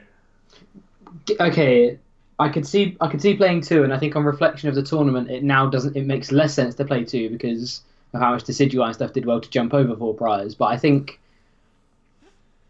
maybe he saw that being good, and that's why he only played one. I think now it's probably worth to play two, I should say, because like I say, Blacephalon can eat and can a lot of the time easily jump over it, just because they can burst early and then take a big 2 prize knockout to completely avoid it in some cases. There's a lot of Decidueye around, and Ninetales can do similar things as Blacephalon with its GX attack, plus can snipe stuff anyway, so can also technically jump over stuff. So now I think it's worse again, but I think I was surprised that he only played one for the tournament, whether that was him being super big brain and being like, well, people are going to jump over it, so let's get it out, and if it works, it works. If not, we'll just swing around for games sometimes. Or whether he was just like, I don't need a second. I think it's more the playstyle of the deck now that it plays Ninetales. It's so vital to lead Buzz GX because those 30s transition into Snowy Wind with additional 30s.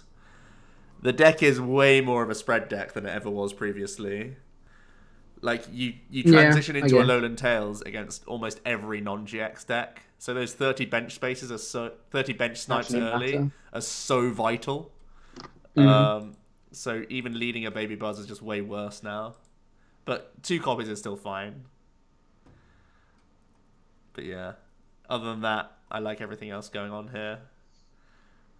Just the unit energy, fighting energy split is kind of a bugbear of mine. But obviously giving yourself the most odds or the most outs to attack with the Alolan Tails is, okay as well. I think excuse me, after playing against this weekend, this deck has legs. This deck is 100%. Super strong, and I think, like I say, playing against it, it felt like Buzzrock in its prime when it had Diancie plus Beast plus Strong Energy back in Sheffield. It feels like it can do. It's like you say, it's a different deck. It's not a Buzzwole hitting the active for 1,000,000 damage. It's a Buzzwole spreading everywhere, and then whilst you're trying to deal with the spread and take a couple of prizes, they find 2 B strings, build up 2 Buzzwoles, and present a checkmate situation. Yeah. So yeah, I'm not surprised how impressed I am with it, but I'm really impressed with it. Yeah, definitely really strong. Caleb playing the same 60 as Danny. Someone in chat just asking about Girafarig. I honestly think it was a bigger tech card for Alolan Eggs than it is for Zoro spread. I think you need to be as aggressive as possible against Zoro. Against Zoro Mill, not Zoro spread. Honestly, I think Girafarig is too slow. If you're the Buzz player, you got to be trying to pound into them every single turn to win that game and use your attachments cleverly. And Girafarig seems to be a waste of attachments a lot of the time. And in terms of Blacephalon, you can counter Zoro Control way better by playing either Kiawe or E-switches. So don't commit a zebra to that list, in my opinion. Let's see Zach Lesage's highest placing Blacephalon in the room. Playing a very simple Pokemon line, all the 4 ofs, 1 Lele, 1 Marshy Boy. Let Loose is really good in this deck, I realised. So I really like this include. When you're playing Treasures already, he played 4 copies. It's just got great synergy. For Cynthia, 3 Sophocles. I'm kind of against this count, to be honest. I don't think it's that busted. Even though I got to see me on stream a lot. I feel like higher Lily is better than higher Sophocles. I would at least flip-flop these counts, at least. And I still don't mind Sightseer at all. But Sophocles is always drawing 4, as long as you have a big enough hand size. Then Sightseer... The thing is, Sightseer works on a 1-0, or like a 1-2 hand size as well. So that's my debate. I would have a higher Lily before higher Sophocles at the very least. He chose to play no acrobikes at all. Instead, just going for a high treasure count, which is pretty cool. Gets you into your naggers a lot and gives you good outs for a turn 1 supporter with Lele, so can't hate it. 2 choice helmet, slap that helmet on and get going with this deck. Yeah, basically you don't need choice band in the deck. One interesting thing is if Buzzwole is back on the incline, choice band is insane on your naggers, so although choice helmet could have helped you tank in certain spots here and there, I could see the switch going back to choice bands going forward, even if it is just 1 copy plus beast energy. Still gives you a couple outs to 1 bang buzzes, so that's something to note. The 3 stadiums, as we know, and sticking with 17 fire energy in total, respecting how important it is to see these throughout the game. So yeah, any notes on this, or is it just a good old straightforward Percephalon?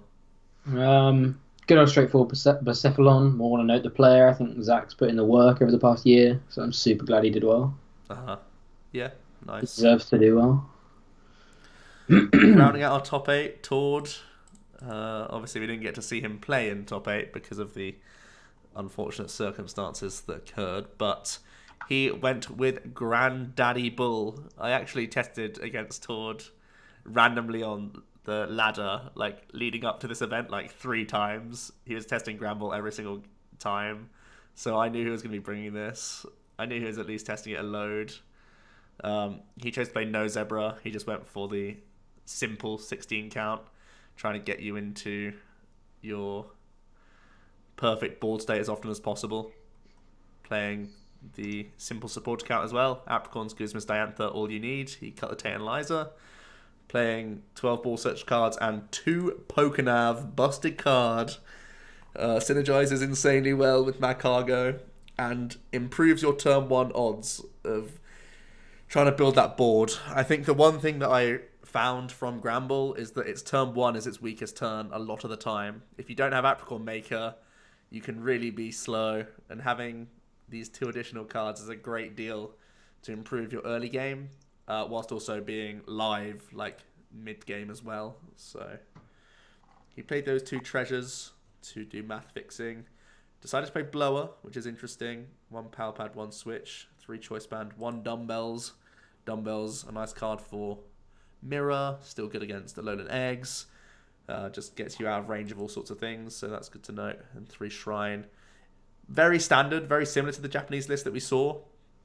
And Todd will be the first to admit that he didn't test as much as he has for this Internats as others. So he didn't make too many innovations, other than just the Pokenav includes. But I don't think I can question this list at all. I think it's very close to being good. Again, the Plumeria would be the only card that I'd want to squeeze in, just to have, you know, more sort of infinite looping of discards. That's really about it for me. Yeah, same as the list before. I know the 60 I'd play, so I'd make the changes appropriate to that, but I really like the Pokenav inclusion. I would play Pokenavs in my 60, I think. But yeah, Granbull's busted. Vigray got to 31 points, and it's another deck that can beat Zoro Control, which is something to note. So Vikray's not dead either. Played a couple Delmires, played 1 Zoroaura GX for that freedom of movement, obviously good against Zoro Control. Is that the only new card? That is the only new card. Yeah. It was rocking the Lysander Labs build, so again, trying to keep yourself healthy against Zoroarks. You can play this or Sudowoodo or both or whatever you want. This doesn't really help against Granbull or much else, but it can bounce stadiums, so I think Ray playing a stadium is going to be important going forward. Not much else to say. We've beaten Vikabulu to death. Vikaray to death by now. Delmise is fine now. Might be better than Shining Lugia, seeing as though Buzz Shrine Garb is so much less popular. And the Delmise can one-shot Granbulls for 1 less energy than the Lugia can. So maybe that's a big enough reason to play Delmise in the 2 count and cut the Shining Lugias. Maybe. Zora Glaceon, we unfortunately don't have a list for. Ian Robb, we don't have a full list for, but I can tell you anecdotally from watching the stream, he played 4 Custom Catcher, Yeah, he did. And that was pretty awesome. He played 4 Buzz GX, 3 2 Alolan Ninetales, um, no Lycanroc. Anything else to note? Not really. But yeah, the custom catches were the biggest thing. Luke Kirkham won the League Challenge. That was a 90-player League Challenge, so don't just start rolling your eyes when I'm mentioning about a League Challenge results. It's essentially bigger than like any UK League Cup. Um, and he played Ian Robb's list, and he went 6-0 and then had to scoop his last round because we had to get onto the plane. But he was first seed at the end of that challenge, and he played a similar list to Ian's, and he thinks it's pretty busted. So we could see Zoroark Tails Buzz Rock Tails or Buzz Straight Tails. They're both pretty reasonable. The benefit of custom catcher over Lycanroc is that you can use single custom catchers to keep you drawing out of bad hands. So that's something to note. Robin Schultz, 12th place with Guardy Swamp Tails Galeo and other stuff. He squeezed everything in here somehow, and really interesting to see this do so well. He was very thick on his Pokemon count. He played a 2-1-2 Swampert, which really does show you how important he thinks it is to get sometimes both Swampert on the board to get drawing. 2-2 Tails, 1 Cosmog, 1 Solgaleo GX, removing your weakness and giving you more attachments is always great, so you can build a big Guardy board as well as having heal against spread. This card is in general very good. I think especially with Zoro Control being so prevalent, this card could be coming back into more relevancy because you can recover so many attachments. So that's definitely a card to keep in mind. I think Solgaleo GX is going to be doing good going forward. And he even played the Ditto synergy with Ninetales, obviously, but he also played a Curlier and a Marshtomp, so he could evolve into all sorts of things. He played the Elm engine like a good boy. And honestly, look how straightforward his trainer line is. That's one thing you'll always see about Robin. He's always just going to be strict with his counts and only ever have what he needs in his list. 2 grouplets, 2 bands, 1 max pot, 1 timer, and then just the 4 offs of the good stuff. He's never going to play anything wild. He doesn't get consistent. And then I look at the 101 Solgaleo line. Yeah. But yeah, I just love this. I really wanted to play this at my cup this weekend. I don't think I would have done well with it because I hadn't played around with it enough, but I just love this. I think the biggest concern going forward is that Blacephalon is most likely playing Marshadow. Mallies are playing Marshadow, and even some Buzz lists are playing Marshadow. So do bear in mind that Beacon is getting disrupted a little bit more, and especially if all these Decidueye lists are doing well, Marshadow is definitely going to be played a lot more. So that would be my only concern, because Robin was on stream, and there was some times when he wasn't able to Beacon, and the deck was naturally clunky. He was sitting with Cosmog, sitting with Solgaleo, and not able to do much with them. So he is, at the end of the day, still playing 3 different stage 2s in his list. So it is a little bit clunky. But Gardevoir actually can out-resource Zoro Controls. By out-resource, I mean have enough to get over the line with 6 prizes once you use your GX attack. So do bear that in mind. Super boost with Guardy is busted, is my little side note there. What else? More Grambles, more Zoro Decitails, Zoroark, more control. Gustavo's Passimian Coco, again, I can tell you anecdotally that he played like Victini and Deoxys and Mimikyu as his counter energy cards. The new Victini, the fire one. The I can't remember what it's called. It's not V Create, it's V something. But whatever. It can it gives him loads of type coverages, lots of shrines, all that spread shenanigans. I think this archetype is still really good as well, so keep an eye out for it. Another Passimian Coco, Lucas Enrique Pereira. What else we got working with? Lots of Zoro stuff.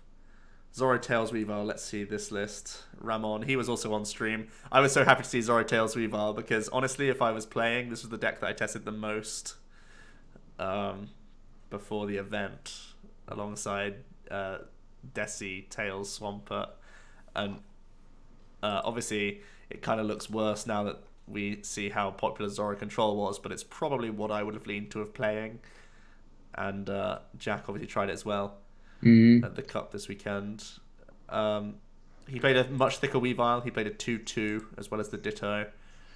That 2-2 alone in Tails. Played 1 Rainbow Energy as a 9th energy card. The Elm Engine, obvious. Lots of Kukuis in his list. Kukui, I don't think I used Kukui once this weekend. I didn't like it wasn't the right matchups, but even so, I didn't use it. I played 2 and I didn't use it once. Yeah, I think 2 is still safe because you need to do those 180 hits with Ritus beating sometimes, but 3 is definitely a high count. Yeah. Only 1 timer ball. Help blow a Lotto. And count gain. So we played 9 energy and Lotto. That's pretty incredible. 3 choice, 3 devoured, 3 Kukui. So he's definitely expecting. He's gone for the I want to Rays deal and 180s. Yeah. Yeah. I think it's for Gramble. Yeah, the 3 Kukui is also good for Gramble. True. You need to have Kukui and devoured. Yeah. That's reasonable.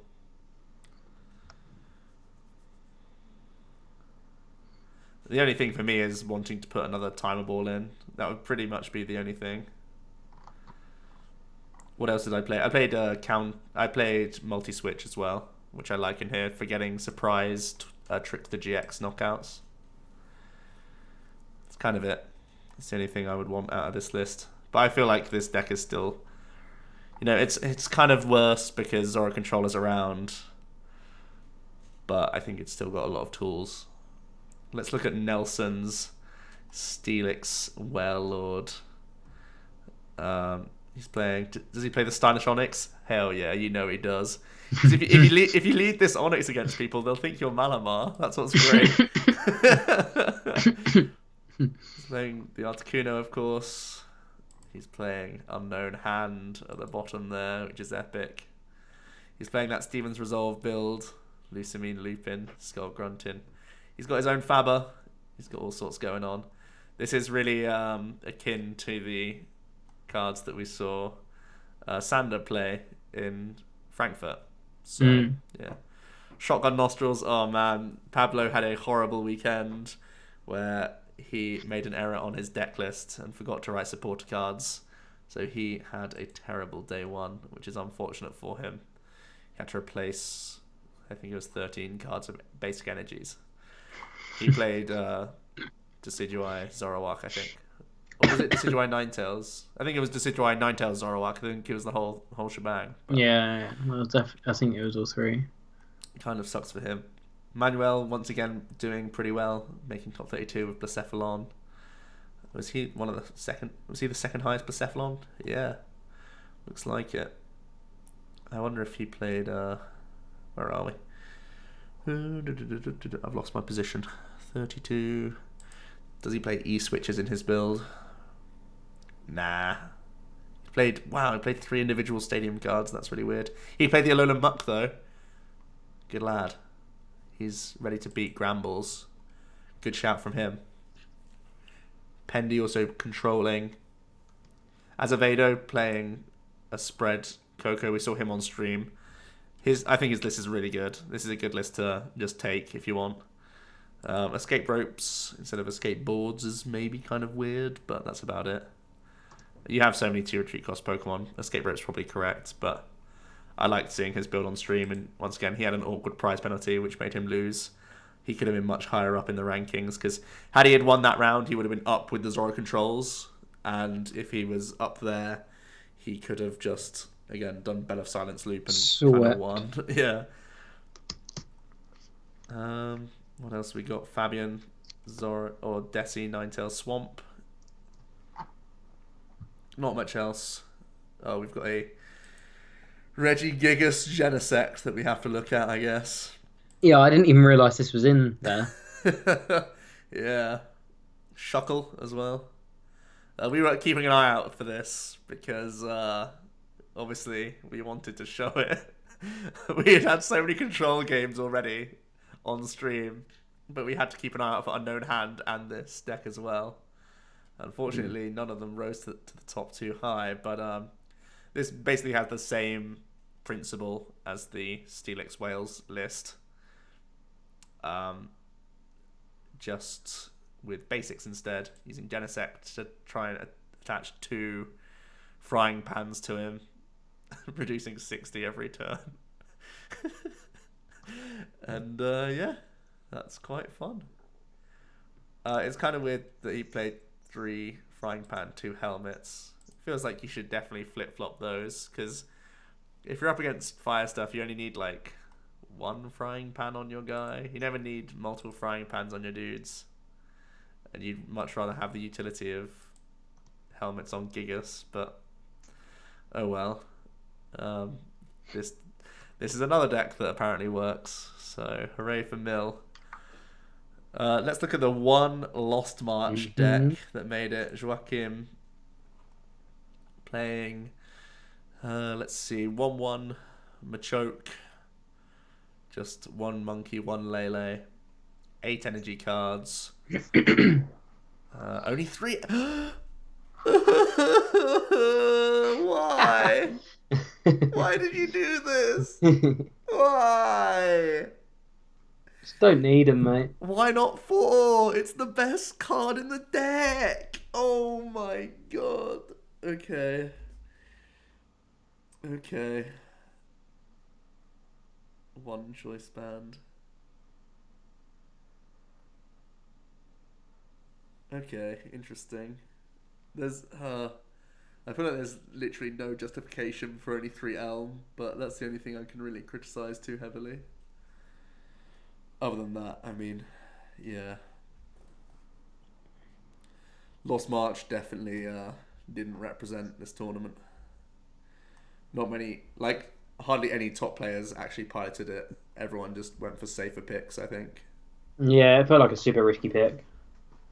And with Decidueye doing so well, Passimian Coco being viable, I feel like Lost March will not be good for a long time. Oh, and Stays Spread in the Valley. mind. I think Lost March is super memed here again for like a long time. Mm. Lost March can beat Zoro Control, but That's about it. that's about it. And Zoro Control can still just beat you down. If you think Lost March needs 4 Elm, you're mad. It does need 4. You want it turn 1 and 2 every game. Every game. 100%. Easy. I'll put my stake in Lost March for that. Rope overboard gets you around Lysander Labs. That's true, actually, when we were talking about Azevedo's list. And Lysander Labs has seen a lot more play. I was surprised I had to say Lysander Labs so often this weekend, that's for sure.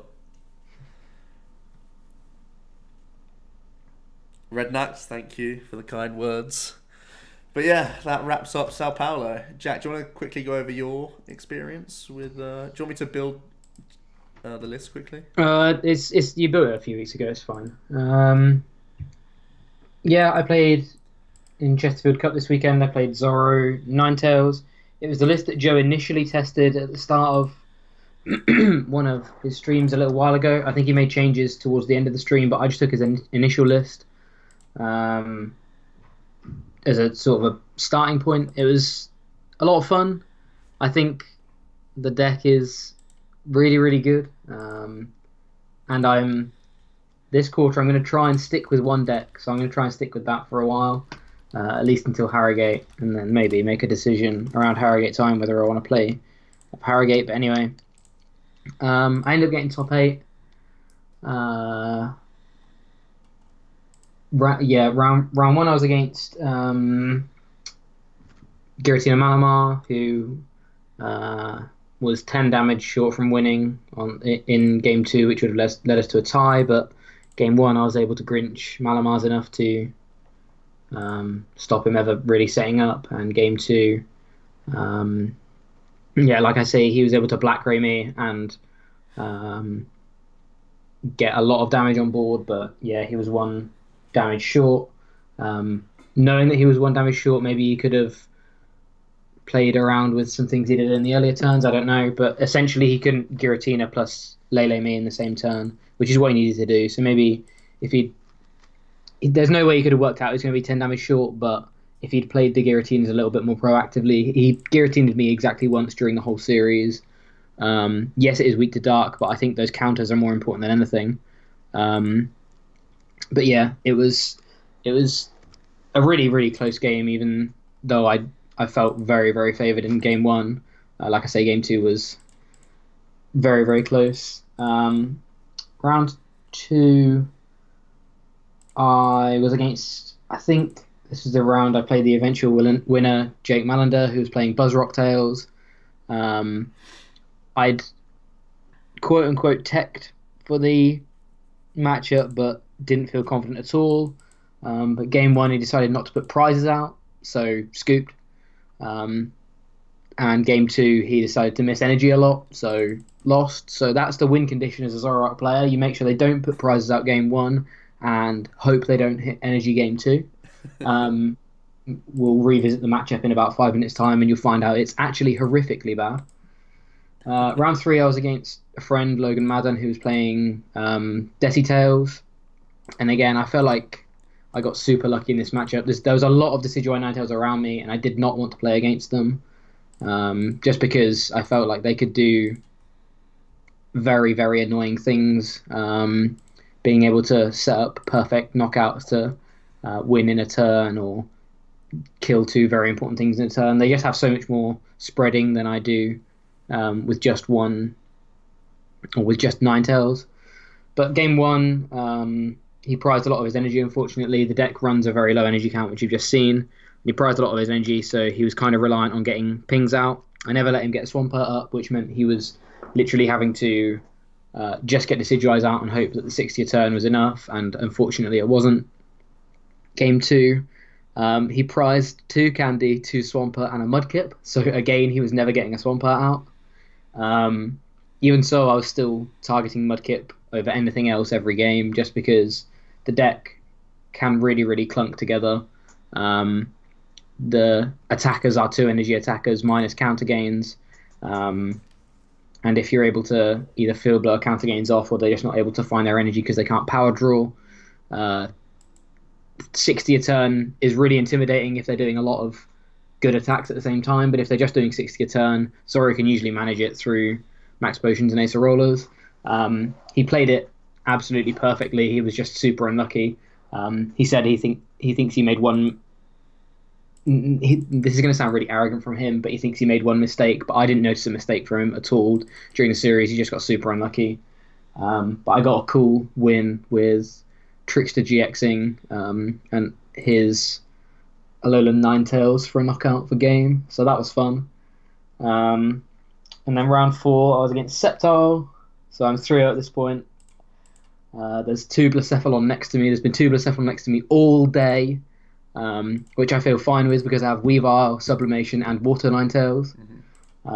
All day, there's a Blacephalon mirror match every table next to me. But I get the Sceptile that's on 3-0 instead of the Blacephalon, I think it was actually a Gramble by that round. I would have taken Gramble over Sceptile, of course, because Sceptile felt like a super auto loss.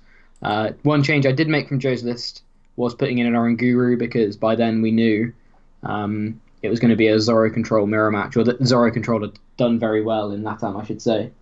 So I was like, well, I don't want to just lose to Zoro Control, so I'm going to put in a Guru and at least try and clinch a tie out of them.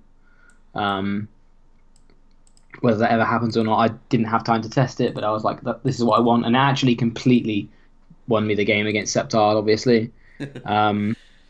Game one, again, I did the. It felt like all day I was turn 2 Guzma, turn 3 Guzmaring, rather than choosing to draw supporters, try and develop my board just stop them from developing a board, because at the end of the day, I was still drawing an extra 2 or 4 cards every turn. So I was able to Guzma turn 2 and turn 3 and let him, and not really let him get a Sceptile up.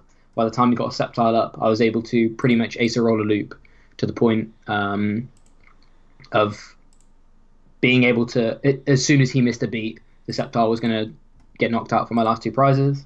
So that was game 1. Game 2 was much better, sort of much more back and forth, I should say.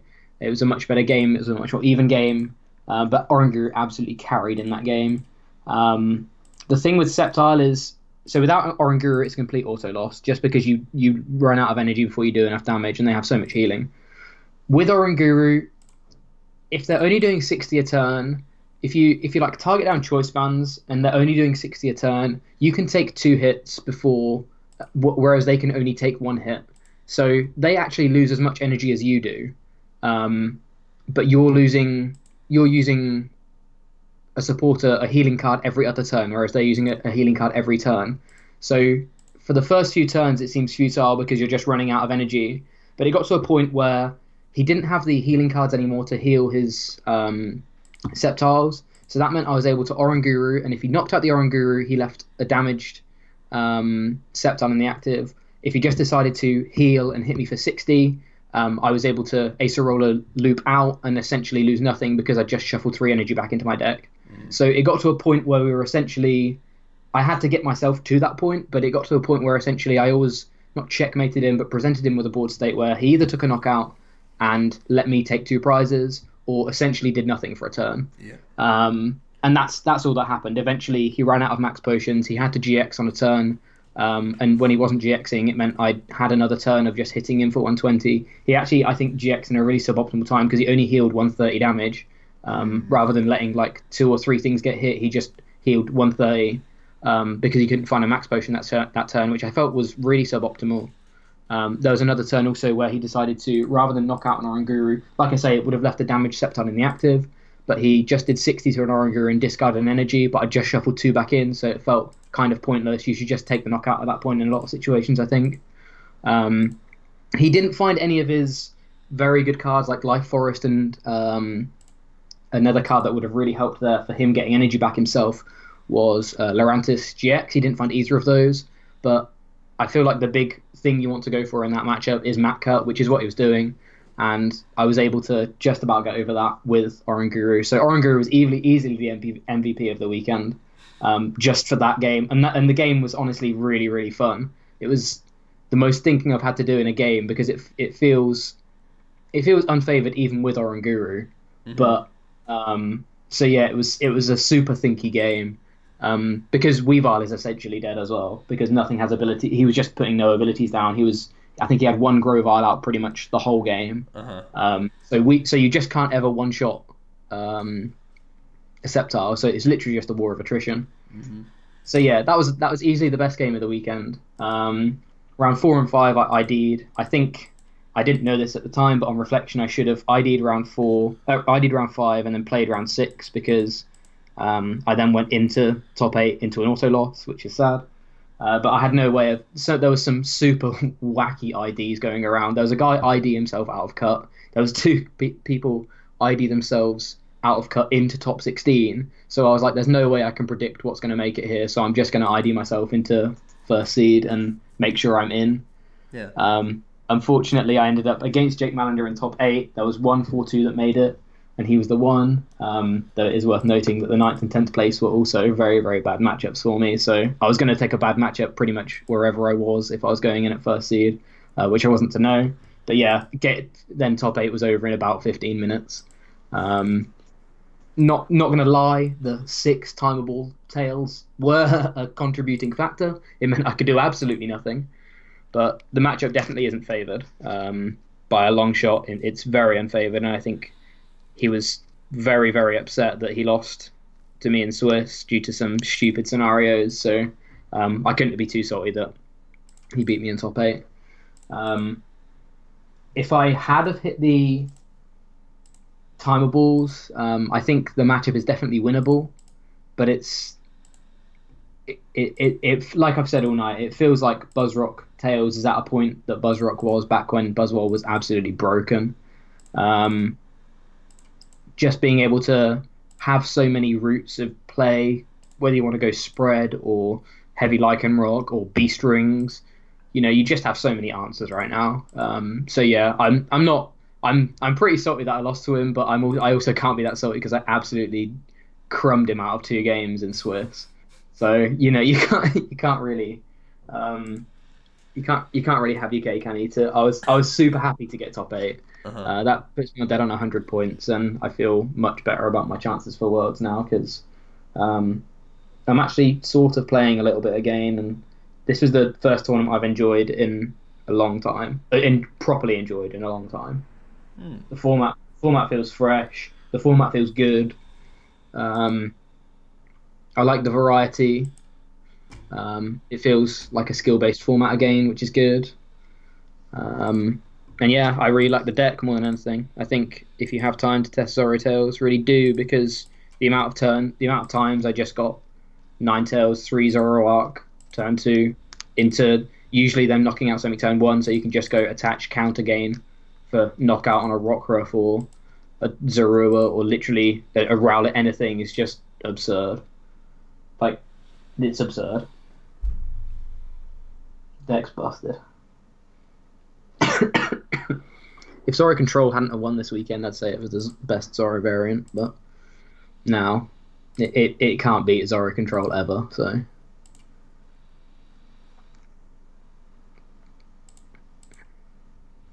What else is being played? Tamal also went. Tamal played 1 card off Szymanski's list. He top 8'd, lost to Balloons in top 8. Um, my friend Laura also went, who played Decidueye Ninetales, and I think she top 16. Pretty sure she top 16. Our friend James B came out of retirement for a tournament and played Zoro Control and absolutely hated his day, but still made top 16.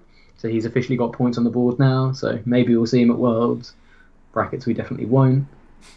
Our friend Vic Williams went, who played Zoroark because that's all he can play that isn't Volcanion, and got top 16 as well. Yeah, he got top 16 as well.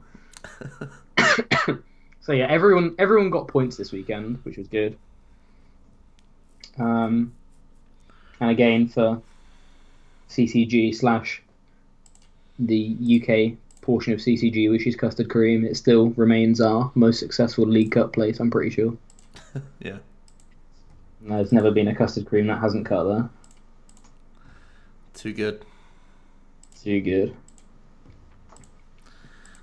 Someone's asking, what advice do we have for your first Harrogate regionals? I know that question was asked a while ago, but I didn't want to get Jack out of his flow. Deck-wise, it's hard to say. But in terms of just general for my first event, what do I need to do? Stay hydrated, eat, sleep, all that good stuff. Just be physically prepared because it can be It's a long day. days. Yeah. It's a long day. Yeah. Eating and drinking is good. Also, if it helps, it doesn't help some people, but if it helps, try and treat it as a big league cup because it's all it is. Yes, there's more prizes on the line and more pride on the line, but at the same time, it's a Pokemon tournament. Just bring the deck you want to play, have fun, and honestly, there's nothing to worry about. Everyone in the Pokemon scene is friendly. Just enjoy yourself. It's good. Top 16 gets Cup CP in the UK. There's 53 Masters at the Cup. So yeah, top 16 got CP. Does anyone know if Reese Williams is playing this year? He's judging a lot this year. He is also playing though. I believe he won a cup last season up north. I think he won Manchester. So yeah, he is playing, but he's also judging a fair bit as well.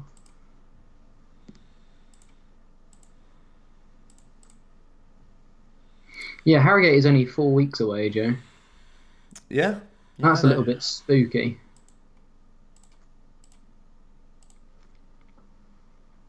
Got ages, mate. It's fine. I think there's a US tournament this weekend, right? Yeah, Roanoke is this weekend, and This then weekend. That's horrible. Like, they people have have. just come back from Brazil.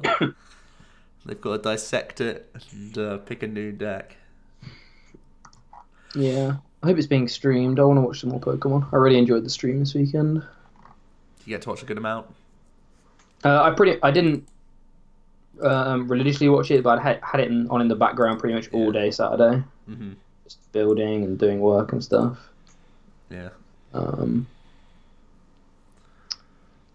Brisbane the weekend after, yeah, and then there's on the same weekend as Harrogate. There's also Anaheim Regionals, which is the next expanded regionals, which is actually relevant for potentially us because there's an expanded cup about 2 weeks later that I want to go to. Poggers. Are you doing So any cups this weekend, Jack? no, I'm going home this weekend. Okay.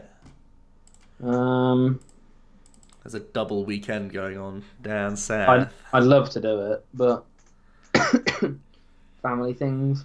Yeah. I think I'm looking at doing Loughborough, Cannock, depending on what's happening for New Year, because it's 2 days before New Year. So if we're all together, then I'll go. But if we're not, then I probably won't. Uh-huh. And then potentially Wakefield as well. The time zone was perfect. I think it was pretty awkward for Americans. Yeah, it was like 3 a.m. for Americans or something, wasn't it? Yeah. At least the start of the stream. They got to catch like the final rounds, I guess, as they were waking up, but it was good timing for Europeans, not for them though. I didn't realize how far east it was. Yeah. There's actually it depends where you go in Brazil, because Yeah, it I could can be say. either 2, 3, or 4 hours difference. That's how big of a country Brazil is. I wonder where the borders are in populated areas. Oh, sorry, I wonder whether the borders are in populated area, like whether there's populated areas on the borders, or whether it's just like random fields, and then eventually, by the time you see more buildings, you've gone an hour behind. When you know, you know. That must be so weird. Yeah. Just driving. Oh, Pop the I was watches here. back, folks. I was here an hour ago. No, I'm here in an hour. Wait, what?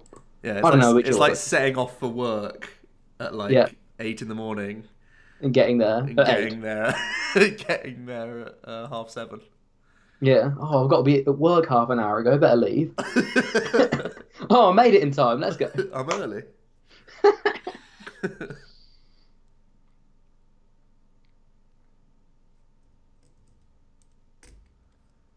Wake up and watch the mid rounds. Time to fix those broken decks.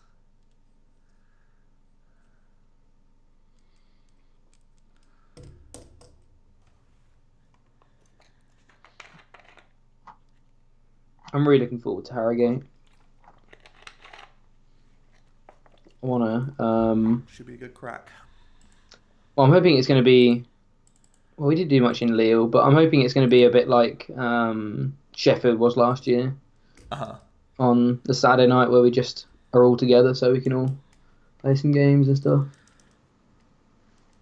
Yeah, as selfish as it sounds, it kind of sucked that I had to get back so early from Brazil, so I only really had that Saturday night to chill. Yeah, that's another thing. I'm also really looking forward to EOIC this year because um, I want to be able to go for a tournament for like 3 or 4 days Uh-huh. and have a couple of days of just spending time because I feel like I never get to spend time with the Europeans outside of Pokemon. No. So I'd really like to spend some time with the Europeans on the Saturday evening or whatever, whether it's before or after, I don't know. But yeah. I'm glad Lost Thunder's giving me a hunger back again, because I really did not enjoy last format. But this feels a lot more fun.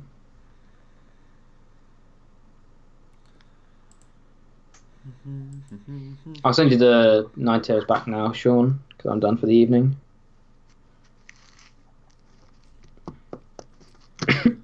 So I still think Zoroark is still good after this weekend. I mean, Zoroark's one of those decks that's never bad, but I don't think it's the best deck you could be playing. I think it's very unsafe, actually. People would be targeting Zoro Control with Buzzwole and Blacephalon, and Zoroark's kind of like iffy against both of those. And then you have the people who will just play Zoro Control, which is also iffy. So, lots of scariness for Zoroark. It's still inherently really strong though. 2 of the best stage 1 cards we have.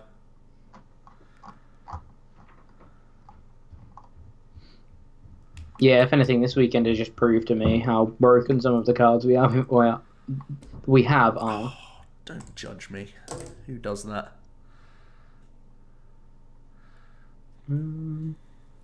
Samuel, yeah, it was fun. It was a fun time commentating.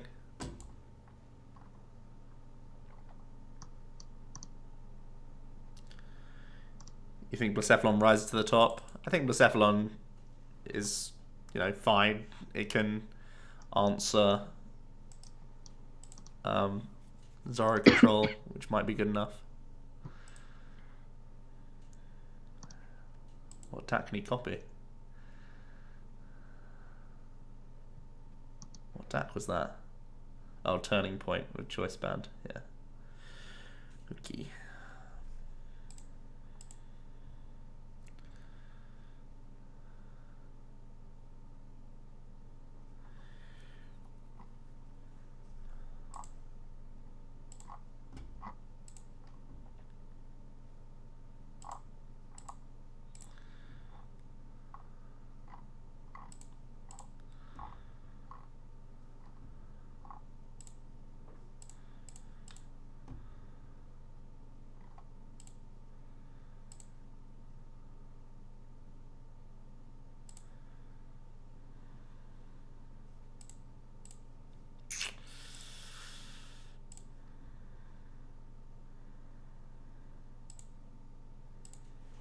Okay, let's do it this way.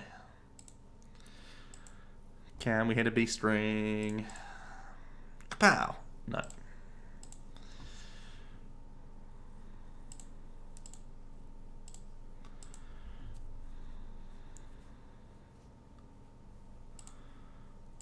Everyone being so kind about the stream. Yeah, it was good fun. It's been ages since I've done it as well. It's good to get back in the chair.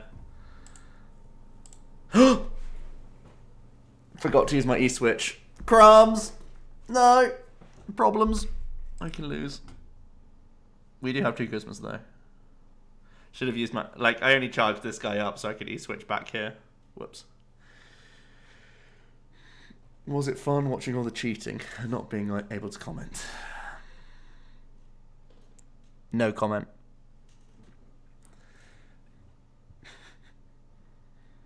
Thoughts on Gramble after Latin America? It's a shame it has such a bad matchup to Zoro Control. I think almost every Zoro deck will be playing... Actually, no, what am I saying? Every stage 1 Zoro deck can play Muck, and that's a big problem for Gramble. And that's really the only problem for Gramble, but it's certainly a problem. And the amount of Decidueye decks out there as well is actually also awkward.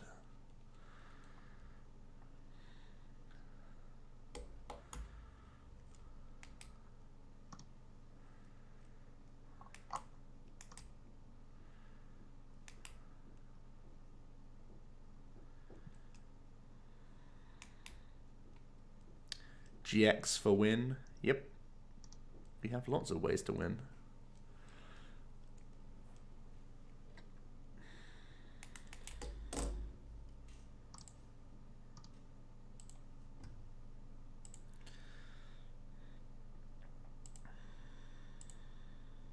Pow.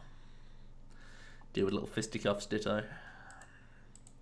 Right, I need to go back to bed because I need to work tomorrow. So that's going to be it for the stream. Thanks for all the kind words, everyone.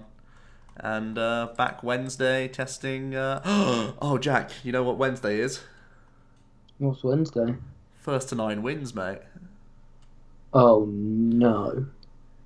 I haven't got cards, okay. Oh, crumbs. First to 9 wins in a post LATAM format. Oh my word, what could go wrong? Many things could go wrong. Many things. Right, perfect. Okay then. See you Wednesday, guys. See you Wednesday. Bye.